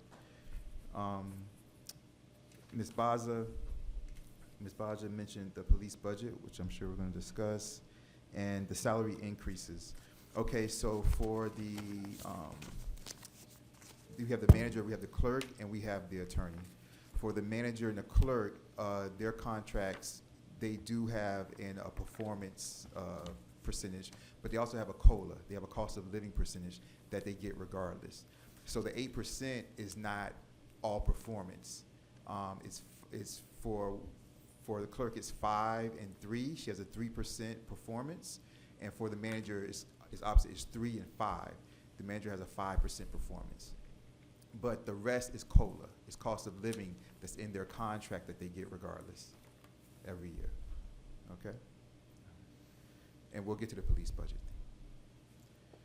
Mr. Simon, yeah, I have no problem with contract review. Absolutely, I have no problem with that. So we can bring that up in a future meeting. Agreed, and So- I know he wanted to hear from each of the council persons individually as well, it seemed, to understand where we all stood on that. And so I'll just say for myself, I definitely support and believe it's important that we would have annual reviews of all 3 chartered positions. And then on my end, that's a yes. The entire meeting I've said that it's important for us to be evaluating all of our charter officers, not necessarily because there's an issue or just to highlight something bad, but also to figure out like what they're doing or what are the amazing things. We need the information so we can make an educated decision on this.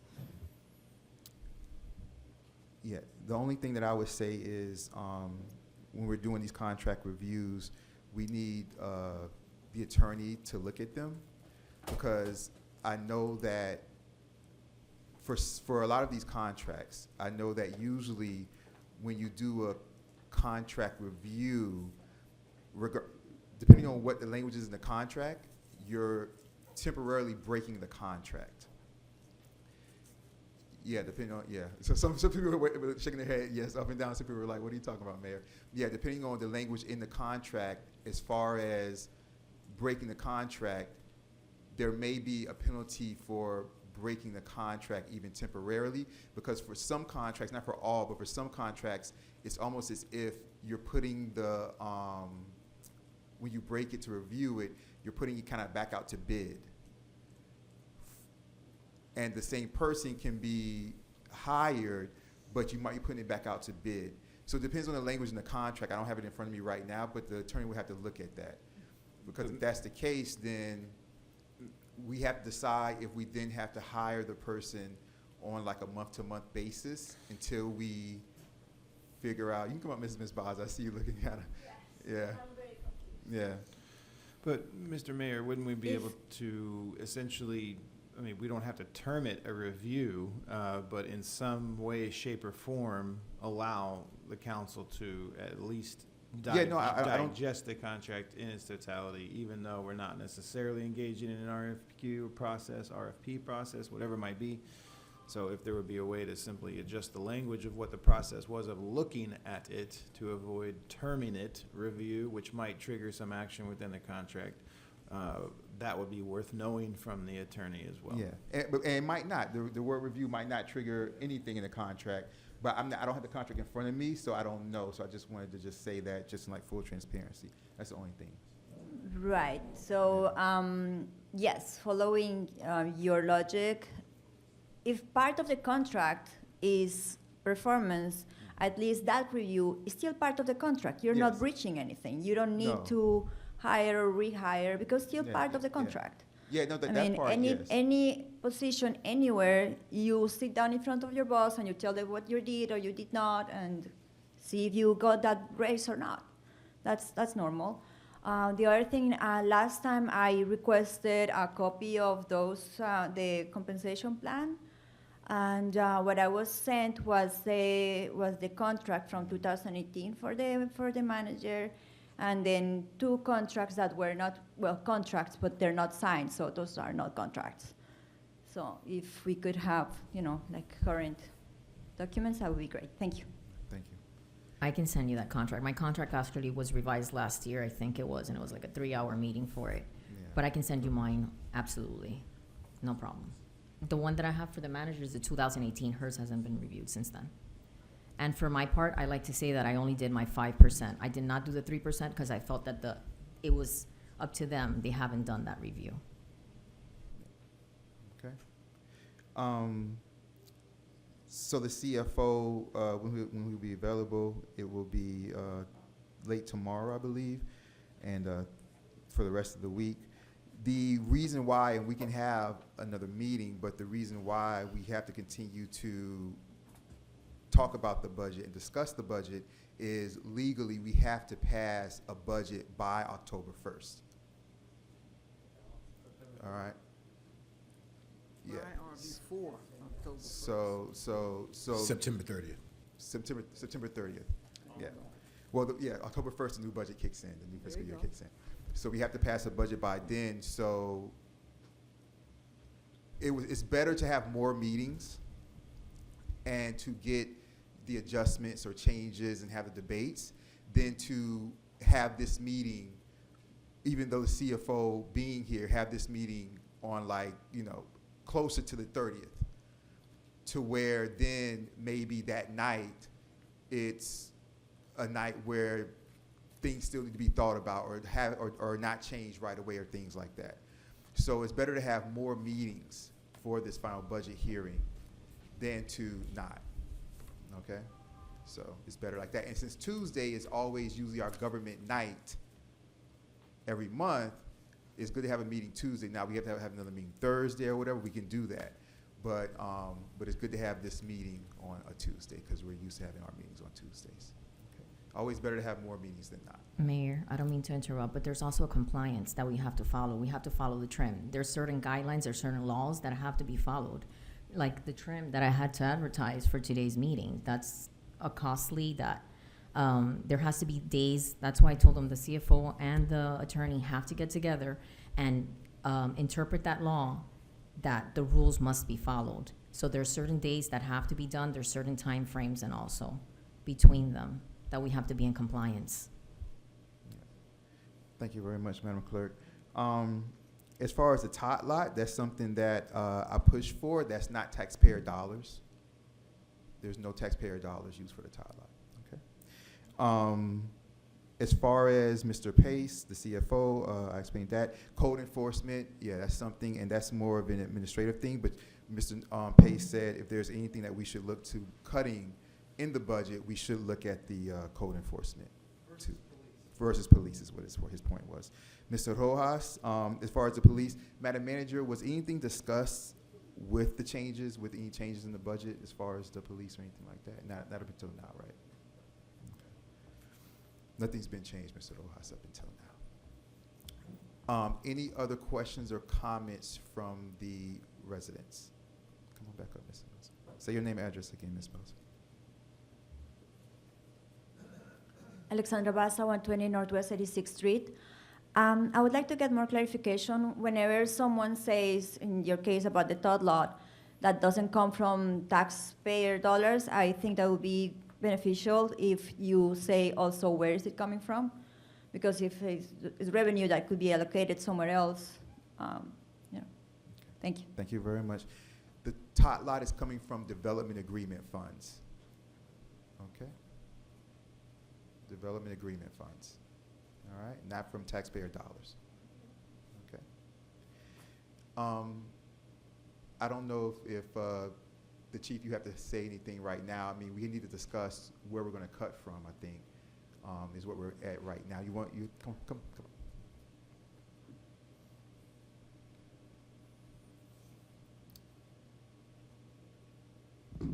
Elida, 12 Northeast 90th Street. Are you aware that lately most of the citizens have received so many violation notices, and I'm also hearing more and more that they are getting traffic tickets going in our neighborhood? Now, while it is very important that all of us maintain our properties and all of us apply to the code of El Portal, including the traffic tickets, there were some changes that were done in terms of the speed that the citizens that lived here for a long time, they were not aware. So therefore, the same citizens driving at all time at the same speed, they were ended up with tickets because the speed limit was reduced. So that was one reason.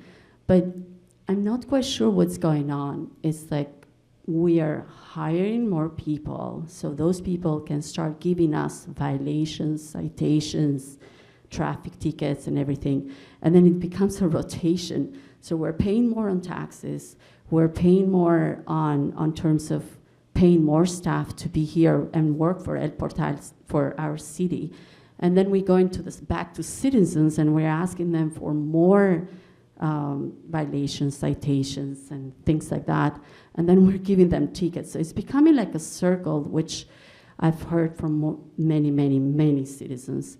That's why I wanted to put it to, I don't know, have you heard from your neighbors or from your, because I've heard many people that have expressed that, especially during this summer, something must have happened, which we will find out by discovering more and more, requesting more transparency on what happened this summer, because there were more violations, more citations, traffic tickets. So I wanted to make you aware. I wanted to understand that we do not want to develop as a city a system that basically we hire more staff so we punish more of our citizens, because what would be the purpose, right? We've created this triangle, which I think that's also, it's raising a little bit this wall between the city and the citizens, and you feel the frustration that is coming. Taxes are going higher in their own way, but also other expenses are going higher in their way. So I'd like you to, I don't know, discuss with your citizens or anything, but thank you. Thank you very much. And you mean code enforcement violations and then police tickets? Gotcha. Okay. Thank you very much. All right, you guys. Anyone else from the Comeka? Say your name, address again for the record, please. Adam Simon, Northeast 360 Northeast 85th. On the ladies' last conversation regarding tickets, I sent an email to all of my council members, mayor, city manager. Some of them responded, some did not, which I appreciate, the ones that responded. But I would like to know definitively who authorized the police to write traffic tickets to residents for parking in their own swales. I asked the mayor, he had no idea. I'm pretty sure the council can't do that. I don't know if the council knows the answer to that question. Also, one of the tickets that you got, Mr. Simon, was from Miami-Dade County Police? One was from Miami-Dade, one was from El Portal. When I asked the El Portal policeman who drove by my house one day, I stopped him, I said, hello. I said, why are you writing parking tickets for residents who park in their own swales? He said, we were told to enforce this law, and we have to do it. So I never got the answer to my question. So I would like to know who authorized the police to change the law, because my understanding that law does not exist. So I want to know what happened and why, and if it's still current. Thank you. Thank you.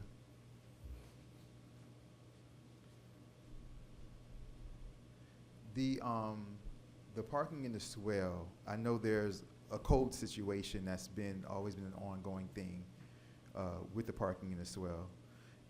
As far as a ticket that someone can get for parking in the swale, is it based on simply parking in the swale, or does it have to do with something else on the outside, expired tag or something like that? Like, how does that work? And especially in regard to the code, because I know the code is, we need to fix the code also, but how does that work? And there has not been any change to any law with regard to the swale. Who are you? I'm sorry? Who are you? Alejandro Mendez, Chief of Police.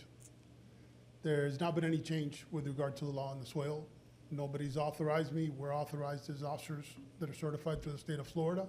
It's an enforcement action.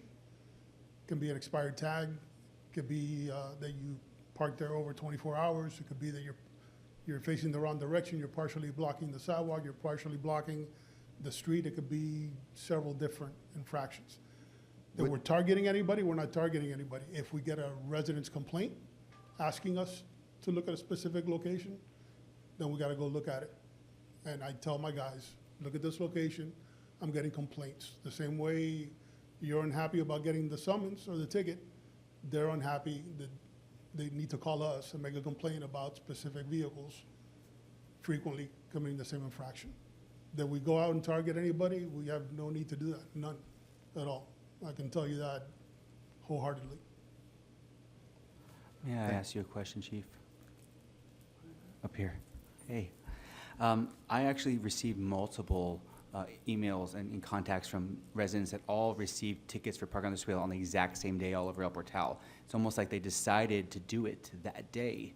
And I know I've been here for 13 years and I've never heard of this before. Was there anyone that asked for tickets to be looked at for the swale that day? If that happened all specific on one day, it was probably a response to a resident's complaint that came in. I turn to my supervisor and I tell them to inform the officers to conduct enforcement with regard to that. If they see a violation, they issue the infraction, and if not, they don't issue anything. So I would definitely like to know if that was the case, if you can finalize and make it into a formal email that just says, hey, this was what was requested of us, this was the citizen that did not give an anonymous complaint for that. Because the gentleman that just spoke up there, I know where he lives, and his house actually predates El Portal. El Portal is after Sherwood Forest was developed. He's got a piece of concrete in his front yard meant for parking. So he parked on the concrete in front of his house that was put there for parking decades ago. And he got a ticket for it. Why else is that concrete there except for a place of parking so you don't have to ruin dirt or create erosion problems? So it doesn't make a lot of sense. I'm not sure specifically what the infraction was that he was cited for. If it was just, it could have been that he was parked there over 24 hours. But parking in your front yard on the concrete in this, because it's the swale, is not allowed, correct? You can park in the swale any day that you want, just not over 24 hours. And you can't have an expired tag. Your vehicle has to be set to us per parameters, facing traffic, so on and so forth, not blocking the road, not blocking the sidewalk, et cetera. Correct. Mr. Mayor, if I may, I'm sorry to interrupt. But pursuant to El Portal Code Section 24-B 15D3, parking is prohibited in swales and village rights-of-way, except that a parking space for one vehicle will be permitted in the swale, provided that a variance is applied for and obtained. So if there is no variance that has been applied for or obtained, it is per se prohibited to park in a swale pursuant to El Portal Code. So if that's the case, Say your name, address, Adam please. Simon, 360 Northeast 85th, why isn't it enforced for everybody consistently, if that's the case, number one? And number two, my 85-year-old mother got a parking ticket for being there for 3 hours. It was a parking violation. It was not an expired tag. And I got one. Also, I've lived here for 13 years. I've parked every day for 13 years. I drive a big truck. I have a driveway that fits one car. Every day for 13 years, I've parked in my swale. In fact, the city manager once told me that the residents are responsible for upkeep of your own swale. So if that's the case, if we're responsible for the upkeep of our own swale, which is fine, no issues with that, why can't we park in our own swales? And why do we allow other vehicles to park in front of our houses without consistently enforcing the law, if that's the case? You can't enforce the law when you want to, or when a resident complains. You're either enforcing it or you're not. So pursuant to the code, residents are responsible, for the upkeep of their swale. But in addition, the provision in the code that prohibits parking on the swale does not make mention of expired tags or any other qualification. It is per se prohibited to park in the swale unless there's a variance that has been applied for and obtained. And follow-up question, if that's the case, what is the purpose of the swale?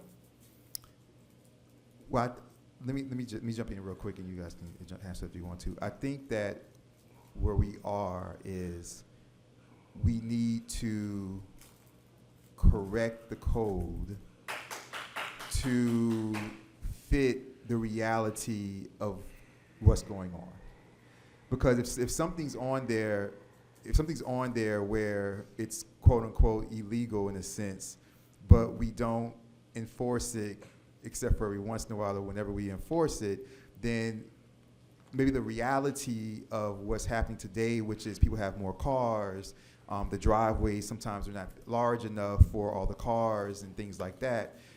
And therefore, we need to update the code so that it's no longer illegal. And I think that's something we need to do like ASAP. Yeah, I would appreciate that, because it's true. I mean, if it's not legal to park in your swale, the city should provide guest parking for residents, right? Because that's like saying you can't have company. Where are they going to park? There's nowhere to park. Yeah. So you either have to figure that out. Yeah. Thanks. Thank you very much. I have, really quickly, Mr. Johnson, what you said was very correct. But in El Portal, I believe we have some grandfathering provisions here because we have properties that predate a lot of the code, which allows them to have a parking space in their front yard that was not done through a variance because it was done before the variance was required. And I believe he's one of them because that property's in that area from 1930, and this didn't come till 1937. So technically, there's many, many properties in that little tiny area that were before the code was there, so we grandfather them in, and they basically, the code enforcement does not usually enact or enforce that. At least since I've been here, they haven't enforced it, but they allowed to be grandfathered in. Well, if I may, a couple of things. There is no mention in the code of any grandfathering, right? So at the point that a property comes within the boundaries of El Portal, that particular parcel is subject to the code of El Portal. Relative to enforcement, I mean, you know, there is a speed limit that is enforced, but not every vehicle that speeds gets a speeding ticket, right? Ultimately, if this is a question of why there was a ticket issued, the reason why there was a ticket issued is because pursuant to El Portal code, it is illegal to park in the swale. But one other potential remedy in the meantime, while we wait for, you know, any particular code corrections or changes to be made, is that folks who want to park in the swale can simply apply for a variance. And under the code, if they apply for a variance and they're granted a variance, they're going to be allowed to park in that swale. Thank you very much, you all. Just to, Noel Pace, 206 Northwest 91st Street. A point was made about complaints being made and complaints being made about residents and so on. I am very concerned about that. Even the state of Florida was very concerned. They changed the law just a couple of years ago that you can no longer make anonymous complaints against your neighbors. And that is because, to me, and I mean, if you listen to the feedback tonight, okay, where this has become sort of a self-licking ice cream cone, right? Again, we're going back to the well, the residents, the taxpayers, and we need to generate more revenue so we can, you know, cover these higher expenses and so on. And so now there's more, you know, code violations, more citations, but there's also a weaponization of this by certain residents. And for whatever reason, there's been, in my opinion, a serious lack of judgment, okay, and reasonableness in applying and looking at the facts here, where we have enabled people to target other residents or other businesses, you know, with unreasonable code violations. And again, I think that, you know, if we're public safety, if you don't have safety, you don't have anything.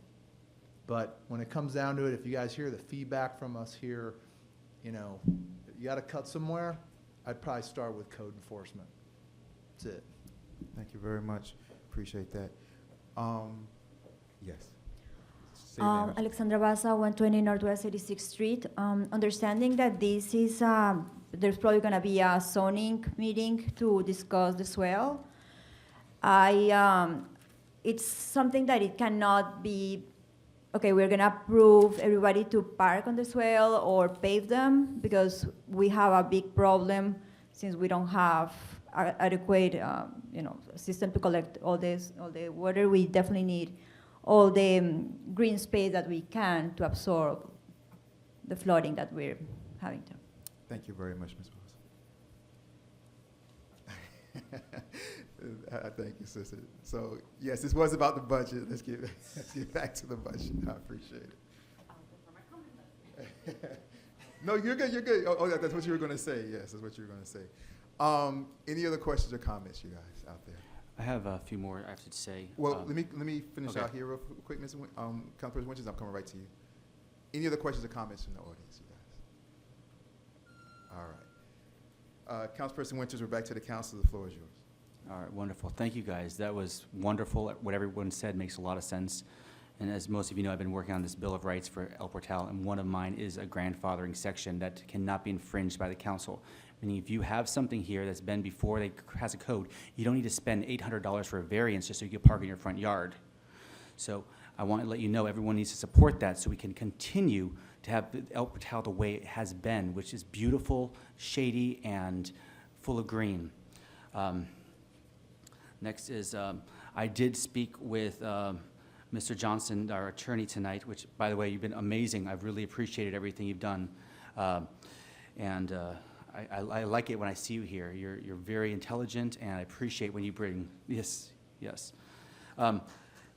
I looked over quickly, which, not quickly by myself, I've looked at this over 100 times, but with him, Mr. Mayor, the manager's contract is not mandatory 3%, it is permissive, which means that we still needs permission to get that 3% or the 5%. And that was according to what, when Mr. Johnson looked over the contract with me a few minutes ago when I sat with him.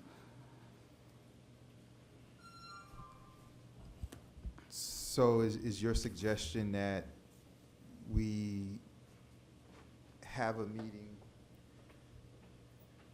Contract, and there is the permissive base, it's not mandatory here.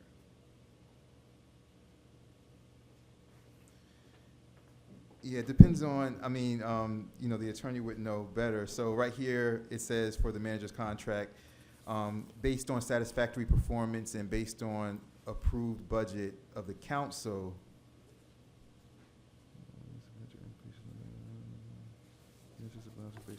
Yeah, based on satisfactory performance and based on approved budget, the council may consider up to 5% increase after the first full year of employment. But then it has a comma and a cost of living and merit increase of 3% for each year of service after the first year.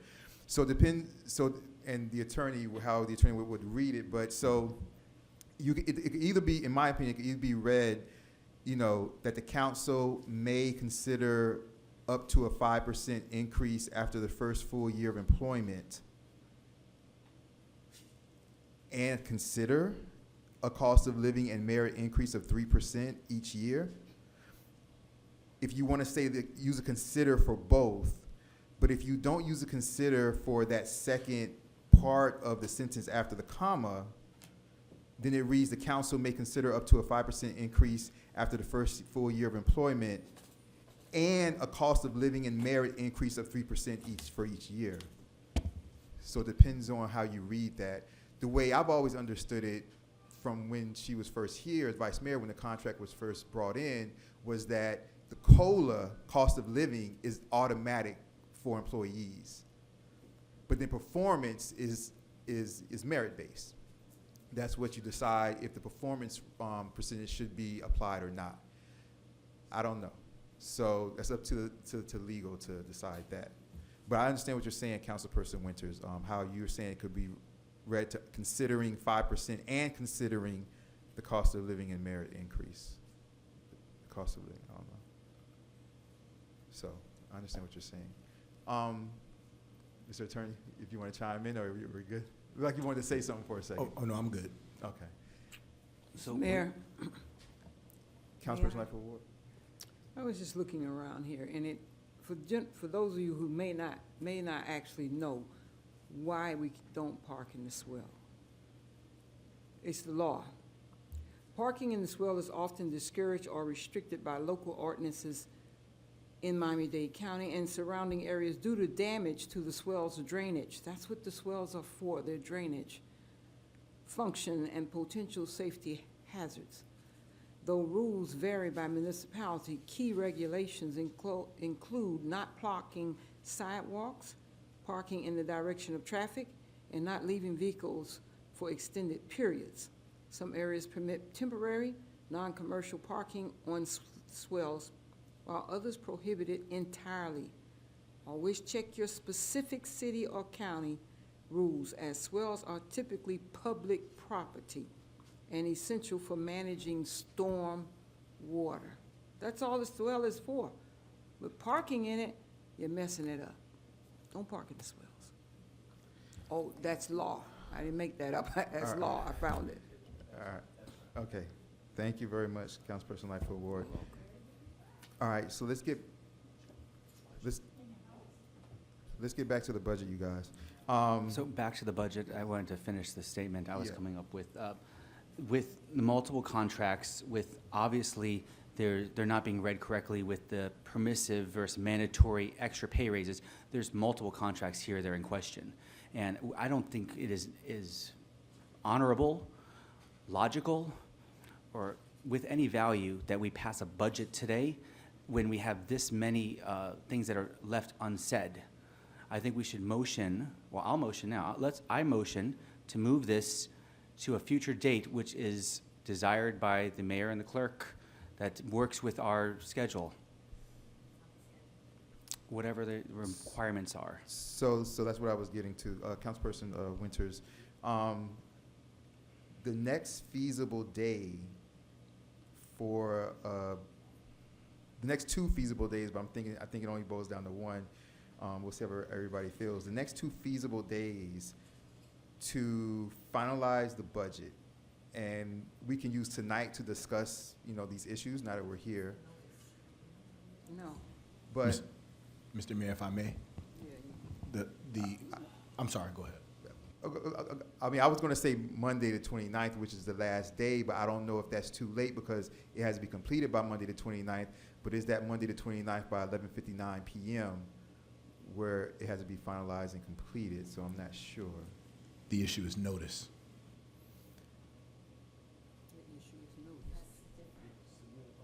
But how many days do we need? It's a different, the notices is not like when I do a public notice for a hearing for us. This is also, it goes by the trim. That's why I said the trim has to be read. You have to allow enough days from the first meeting to the second meeting. There has to be a 15-day. There's certain rules that apply. If not, the state looks at that. They look at the trim. They ask for us to give them the advertisement. Okay. So that is more, that's why I told the CFO and the attorney, once the millage rate change, that they need to sit down and look at what was more feasible, because I can't interpret that law. But I know there's a law that we must follow and comply with. I know that. Can I ask a question? Go ahead, real quick. So what is the consequence of not meeting that date? I mean, do we get a really mean letter from the state or something? I Or think the budget like does not come in. what's the impact? And I think that's important. I think that's relevant here. The attorney will be able to answer that, but I know that the budget has to be in by a certain date legally. I don't know what the penalties are for it. The attorney may know. If possible, I don't want to take any penalties for it.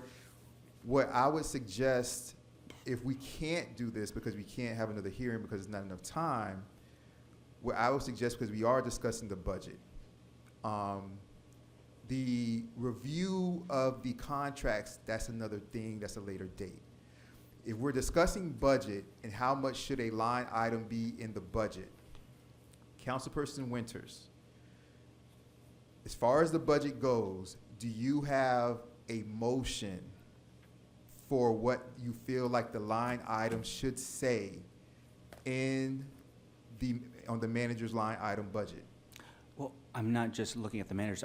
I was using it as an example. There's multiple areas that possibly have the exact same infractions. And if not reviewed, we don't know where it's actually coming from.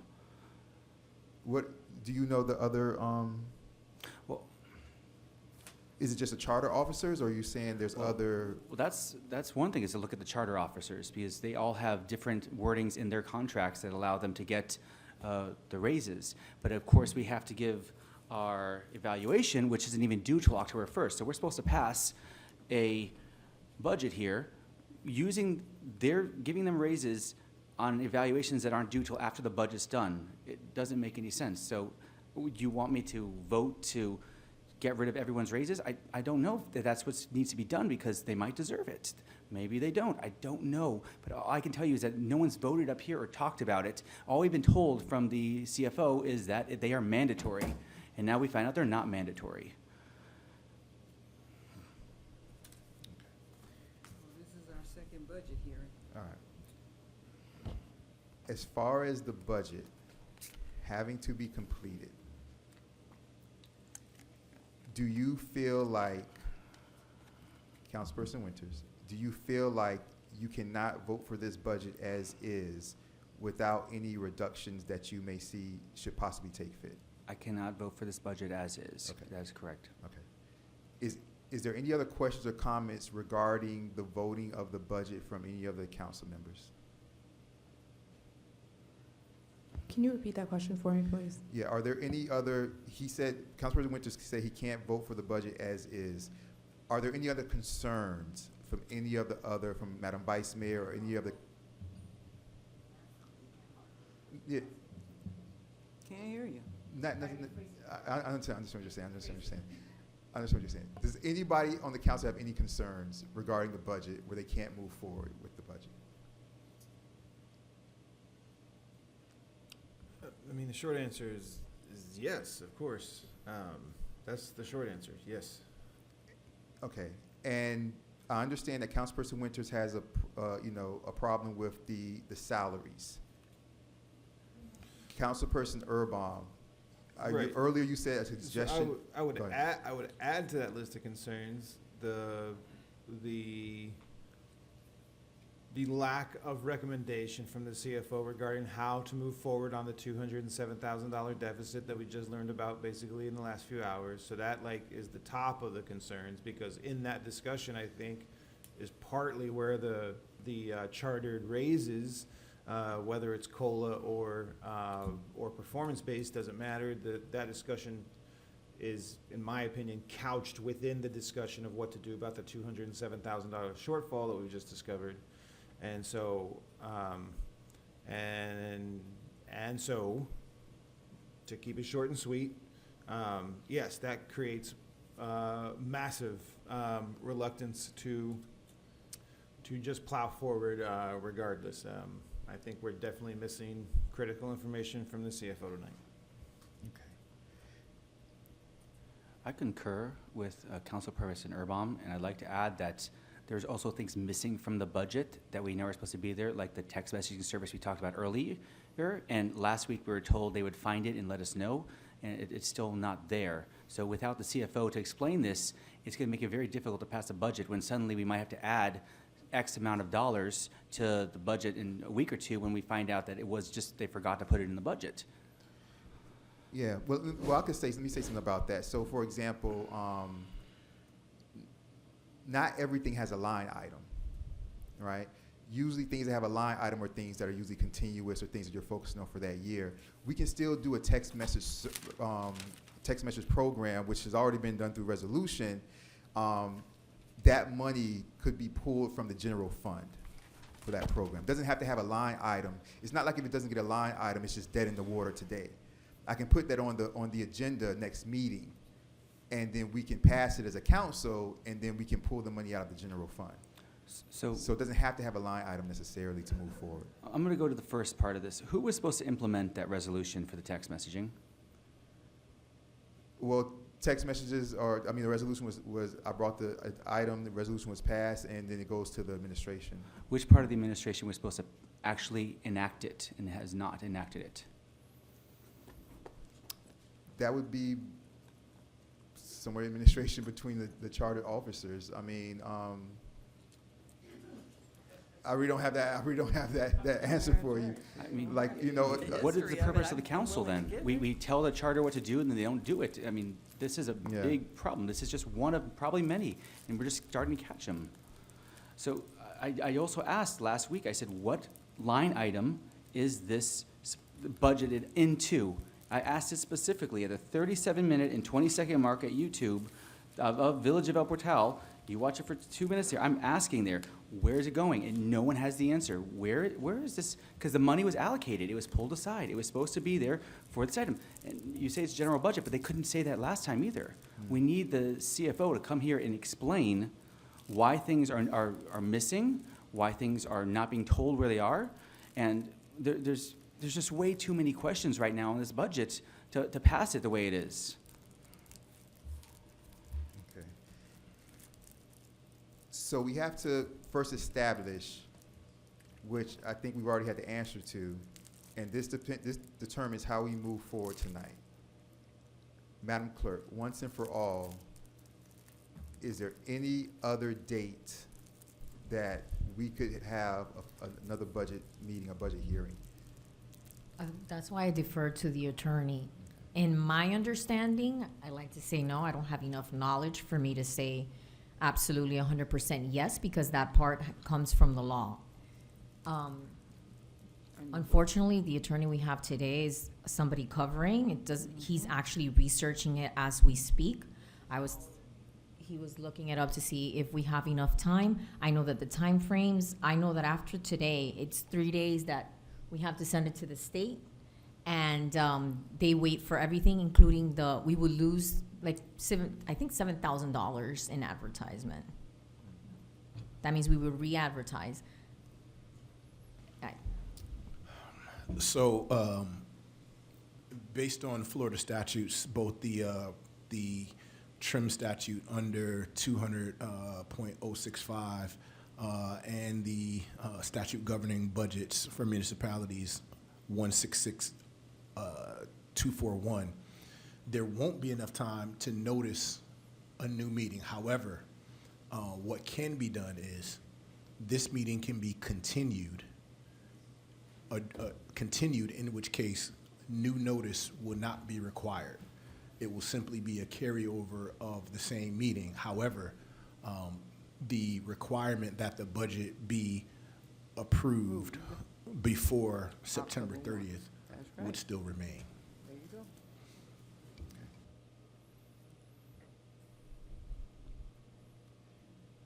Let me ask you this, Mr. Attorney. If we pass the, but we stay compliant, we pass the budget, but can't we do a budget amendment after the budget's passed?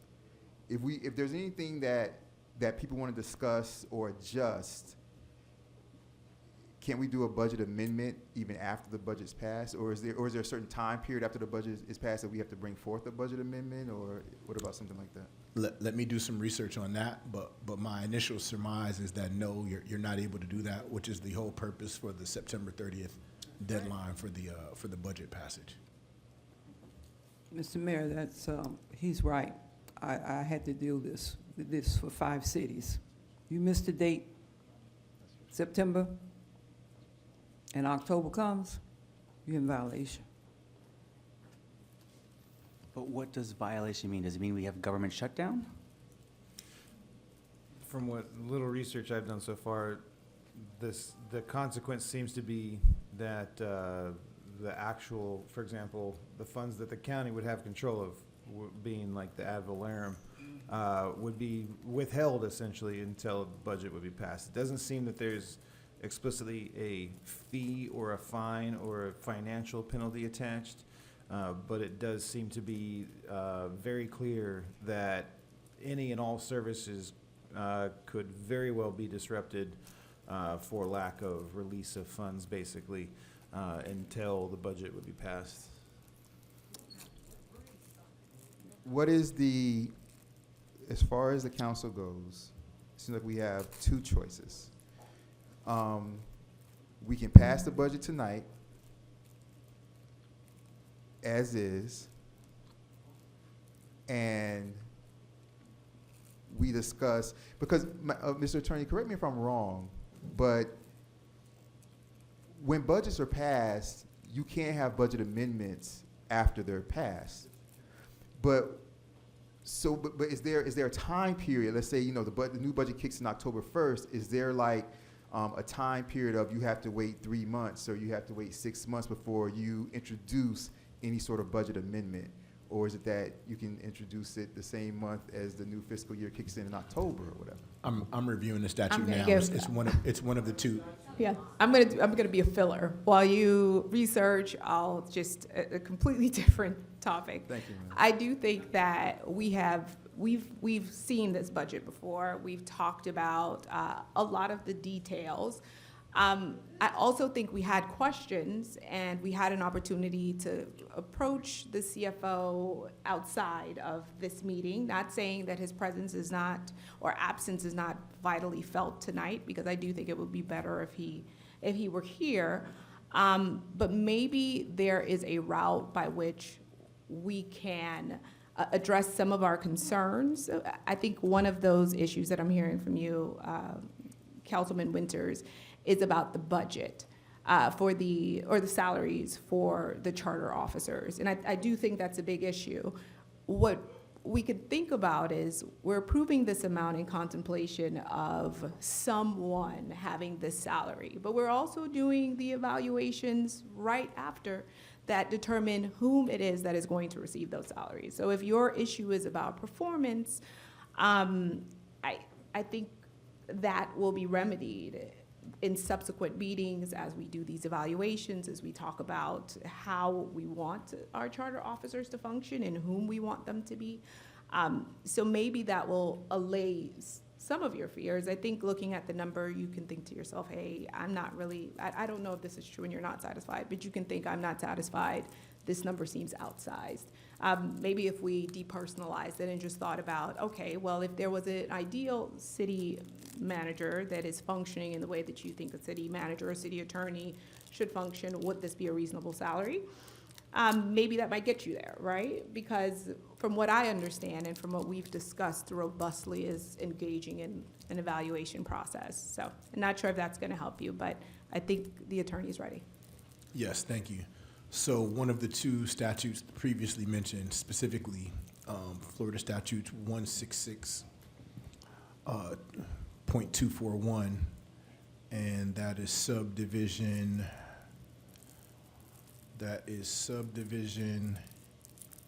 8B, states that a governing body may establish procedures by which the designated, it's Florida Statute 166.241 subsection 8, which states that the governing body of each municipality may at any time within a fiscal year or within 60 days following the end of the fiscal year amend a budget for that year as follows. So it basically allows for amendment of the budget within 60 days after the fiscal year or during any particular fiscal year. Good to know. Thank you. Thank you very much. So Thank you very I much. would like to respond to the Vice Mayor. I really appreciate what you said. And I will put on the record that I did ask the CFO these questions, and I received lies back. And then I just called them on the lies because they told me it was mandatory. I pushed up the timestamp of the YouTube video of where they said it and how they said it. So me being proactive, I was there. Not only that, I also asked on a dais last week that we put on the agenda today to review the contracts. And they said, well, you can't do that by a vote. You need to do it by an email. So I sent an email and I requested to have it on the agenda, which it is not on the agenda. We would not be in this predicament now if they actually put it on the agenda. We'd review the contract right now and we'd be able to go through this very quickly and finish up. So there's a lot of things that we're doing here that just don't make sense. So I cannot tell the citizens here enough that if I ask for something to be on the agenda today and they didn't put it today, imagine we pass a budget today and they want us to change it later on. Well, they're not going to let me put it on the agenda. They're going to stop me again. And they're going to let themselves make whatever monies they want to make, and they're going to put the monies wherever they want to put it, and we already passed the agenda. Passed the budget. We need to take care of this today, or we need to move it to another time, and we need to figure out a way to make that happen. So let me jump in real quick. As far as the item being put on the agenda, the item, Madam Clerk, correct me if I'm wrong, was for the council meeting, which is after the budget hearing. So the budget would have been passed anyway, before that agenda item. We have to. So we have, we were just told that we have 60 days within the beginning of the new fiscal year to be able to adjust the budget. My suggestion would be, so that we're compliant, is to pass the budget, and then within those 60 days, we amend or adjust the budget, unless you guys want to hash it out tonight. Those are the. I would agree to this if we can give an exact date to amend the budget, an exact time. We know exactly what's happening, so these citizens know they come back here prepared, we come here prepared, and it's not something that we can guess that's going to be on the agenda or not. This way, if we have an exact understanding, I think that would satisfy my curiosities at least. I'm not sure about the residents. We can look now. Do you guys want to use it at the council meeting? That's at the end of the month? Or which is the end of October, or do you guys want a date earlier in October? I think that we should stick to Tuesdays. That's usually our government day. So you guys, we have Tuesday, October 7th. We have the 14th, the 21st, or our council meeting is going to be on the 28th. So you have those choices. I'm gonna let people come up and start to speak, start thinking about that. Look at your October schedule and think about Tuesdays and think about what you may wanna do. Otherwise, we have tonight. Also, keep in mind that we are definitely gonna have a P and Z in October as well, Yeah. because we have a lot of items coming up. Yeah, we do. Mr. Ramos, you may wanna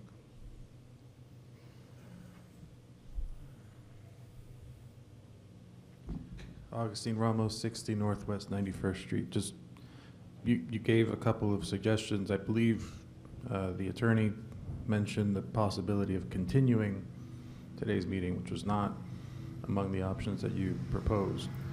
That would require neither notice nor approving a budget today with an unknown date sometime 60 days into the future to approve an amendment to that budget. My understanding would be that you could continue the meeting to another point and even still then land on the conclusion of amending it later. So it seems like the most flexibility and optionality comes from continuing tonight's meeting, having another meeting, and then if you still feel like there's an amendment needed, that can still be done. Yeah. The only thing I would say is that I believe, Mr. Attorney, correct me if I'm wrong, the continuation of the meeting that you suggested was before you went and did the research and came back, I believe, if I remember correctly.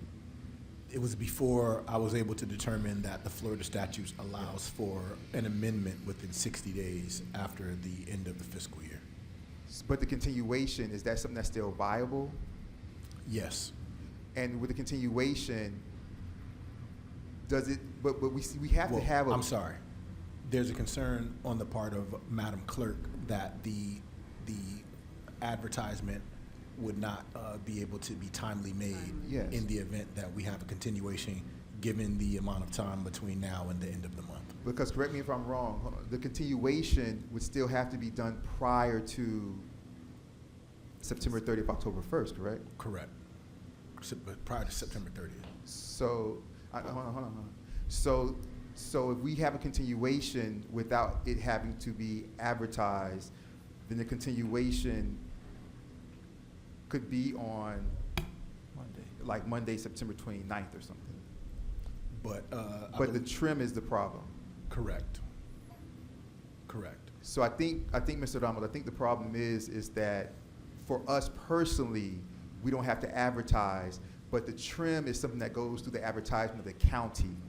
And I think what the clerk is saying is that we don't have time by October 1st or September 30th to continue the meeting with allowing the county enough time to advertise through the county as is required with the budget with the trim. And I think that's the problem with the continuation. Correct. Correct. So that's the problem with the continuation. Mr. Pace, if you want to come.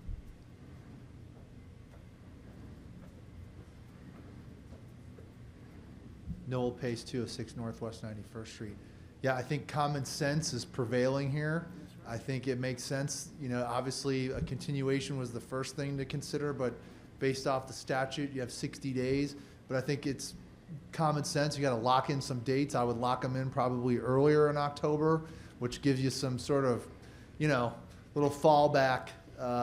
Here, we're going to fall back in the fall anyway, but fall back as we have these council meetings build up toward the end of the month, and then obviously, you know, the Halloween and so on. So I think this is prudent. I think it's reasonable. It makes sense. You know, we don't want to get really mean letters from the state. I get that. We don't want to mess up, you know, potential notice for people to come and participate as citizens. But I think it's important that it's caveated with the fact that you guys are going to grab the bull by the horns here the first week of October. Thank you very much. Thank you very much, Mr. Pace.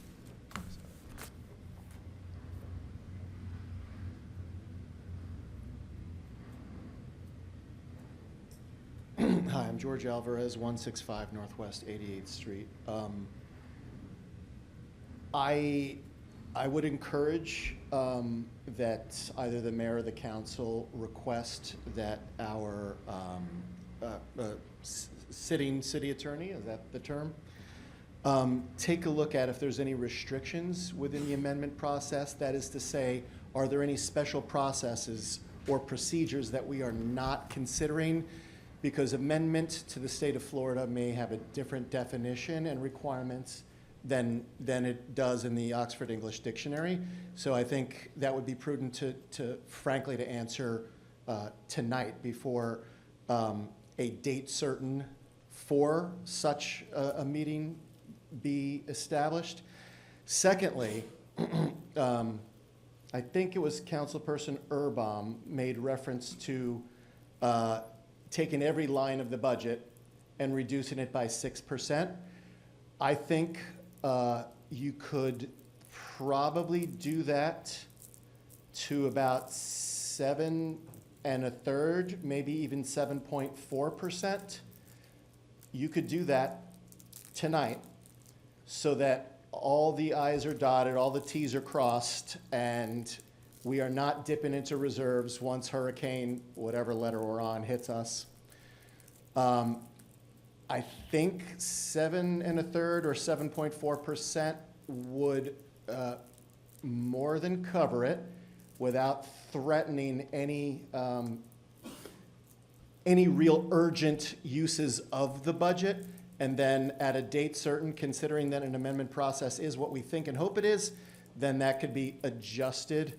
And of course, any other reviews or things that need to be looked at could be done prior to that. So I'm going to suggest that. If you have any questions about what I'm suggesting, I'm here now. Okay. All right. Thank you, Mr. Mayor. Thank you, Council. Thank you very much, Ms. Baza. Alexandra Baza, 120 Northwest 86th Street. I understand the pressure of timing that we have now, but with all the questions that the council has and expressed by all the residents, I believe it would be prudent to, like Mr. Alvarez suggested, do a reduction and then do an amendment as opposed to pass it as it is now. Thank you. Thank you, Ms. Baza. Thank you, Ms. Vasa. I wanted to say that I really appreciated what you said the other day. Luke 14:28 makes a lot of sense in this situation as well. Thank you very much. All right, you guys. For motions, we either have the idea of where we can pass it as is tonight. We have the idea where we can pass it with a 6% decrease across every line item. We have the idea of that we could pass it with a decrease of 7.3? 7.4% across every line item. Or we have the idea about we can pass it as is with a with a budget amendment meeting at a certain later date to be chosen tonight. I have a concern about this. Mr. Attorney, if we slashed everything 6, 7, 8%, there are certain contracts that do have mandatory increases. Am I correct? Correct. So we would actually be breaking contracts by doing that. We have to make sure that we are following the law here and keeping up with the contracts we wrote between us and the people. So am I correct on this? Potentially, yes, that is correct. Mr. Mayor? Yes, Madam May Vice I would also suggest that with that supplemental meeting, there also be some sort of arrangement made with the CFO to meet with each of the council members in person or via Zoom, but individually to thoroughly discuss their concerns about the budget before we enter into this supplemental meeting. Just because I think that there may be room for resolving some of those question marks that exist before we actually get into the room. So if there's any way that we can arrange for that, I think that would be helpful. I also share Councilman Winters' trepidation as far as triggering any unintended consequences by this just percentage decrease across the board. I think the analysis is a little more nuanced than that. I think we could do it tonight. I don't know if we have enough time to do it because I think back to the very first budget workshop that we did, and I think that one was pretty lengthy. But I do think that the passage of this budget as it appears in addition to there being a supplemental meeting whereby we are charged with bringing forth our amendments, coupled with meeting that the CFO privately before that, I think that could move the needle in the direction that we want to go. And I also, I think that it is wrong that if you said you wanted something on the agenda, it wasn't placed on there. I think your job here is to proffer things to be placed on the agenda, and they should appear as you want them to. And then it is up to the members of the body and the villagers to let you know what they think about that. I think we need to refine our processes, but I don't think that there is large-scale ill intent there, and I don't think that you guys need to, have your backs up and say, like, somebody's trying to pull the wool over my eyes. The process is clunky. I think it is made clunkier by this unexpected reduction that we experienced tonight. So I understand the need for pause, but I don't want it to affect us in a way that is more negative than it is positive. If there is a timeline, and I know this timeline to be correct, most of the municipalities have had their budget hearings. They are on their second readings or have had their second readings. I would just be really reluctant to play with that deadline if we aren't necessarily sure that we're knowledgeable of and willing to deal with whatever consequences might arise. I think this allows us to already place value in what we've already vetted together because we have done some good work. We were thrown a curveball, and we can address that with the supplemental meeting coupled with the individualized meeting with the CFO, where all of the council members will then be charged with speaking to residents to get their concerns, bringing the residents with you to these meetings, whatever it is you would like, but to call through those issues independently with the CFO. And then we will make our way to this meeting and finalize it. Thank you very much, Madam Vice Mayor.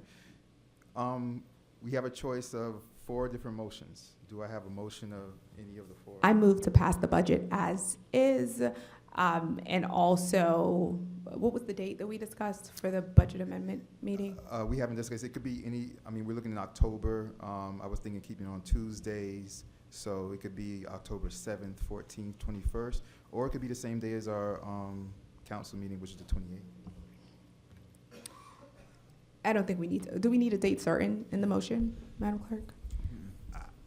Not really. I don't believe so. Not really, just Okay. to stay within that time frame. And that we do Perfect. want to have. a And for budget that, next regular council meeting is when all that is gonna come up, the contracts and all the rest of the stuff, the procedures. The stuff that Yes. Oh, thank you.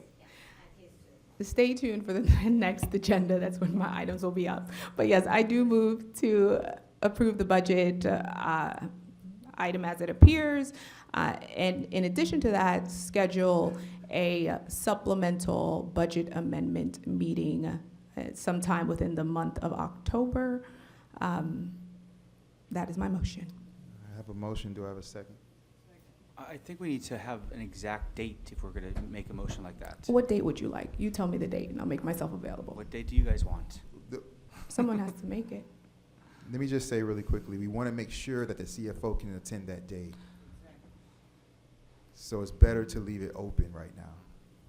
But it will happen in October. I understand that you're, just a little jarred by what happened, but if we say October, it has to happen. Yes.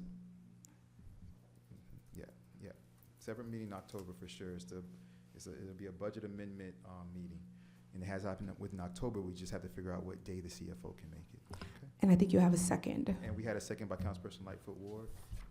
Madam Clerk, may I please have roll call? Roll call, Councilperson Winters. No. Councilperson Lightfoot Ward. Councilperson Erbaum. No. Vice Mayor Martin. Yes. Mayor Nickerson. Yes. Motion passes 3-2. We'll have a budget amendment meeting in October. Do I have a motion to adjourn? Second. Moved by Councilperson Lightfoot Ward, second by Vice Mayor Martin. The budget hearing for fiscal year 2025-2026 Aye. is adjourned at 9:17 PM.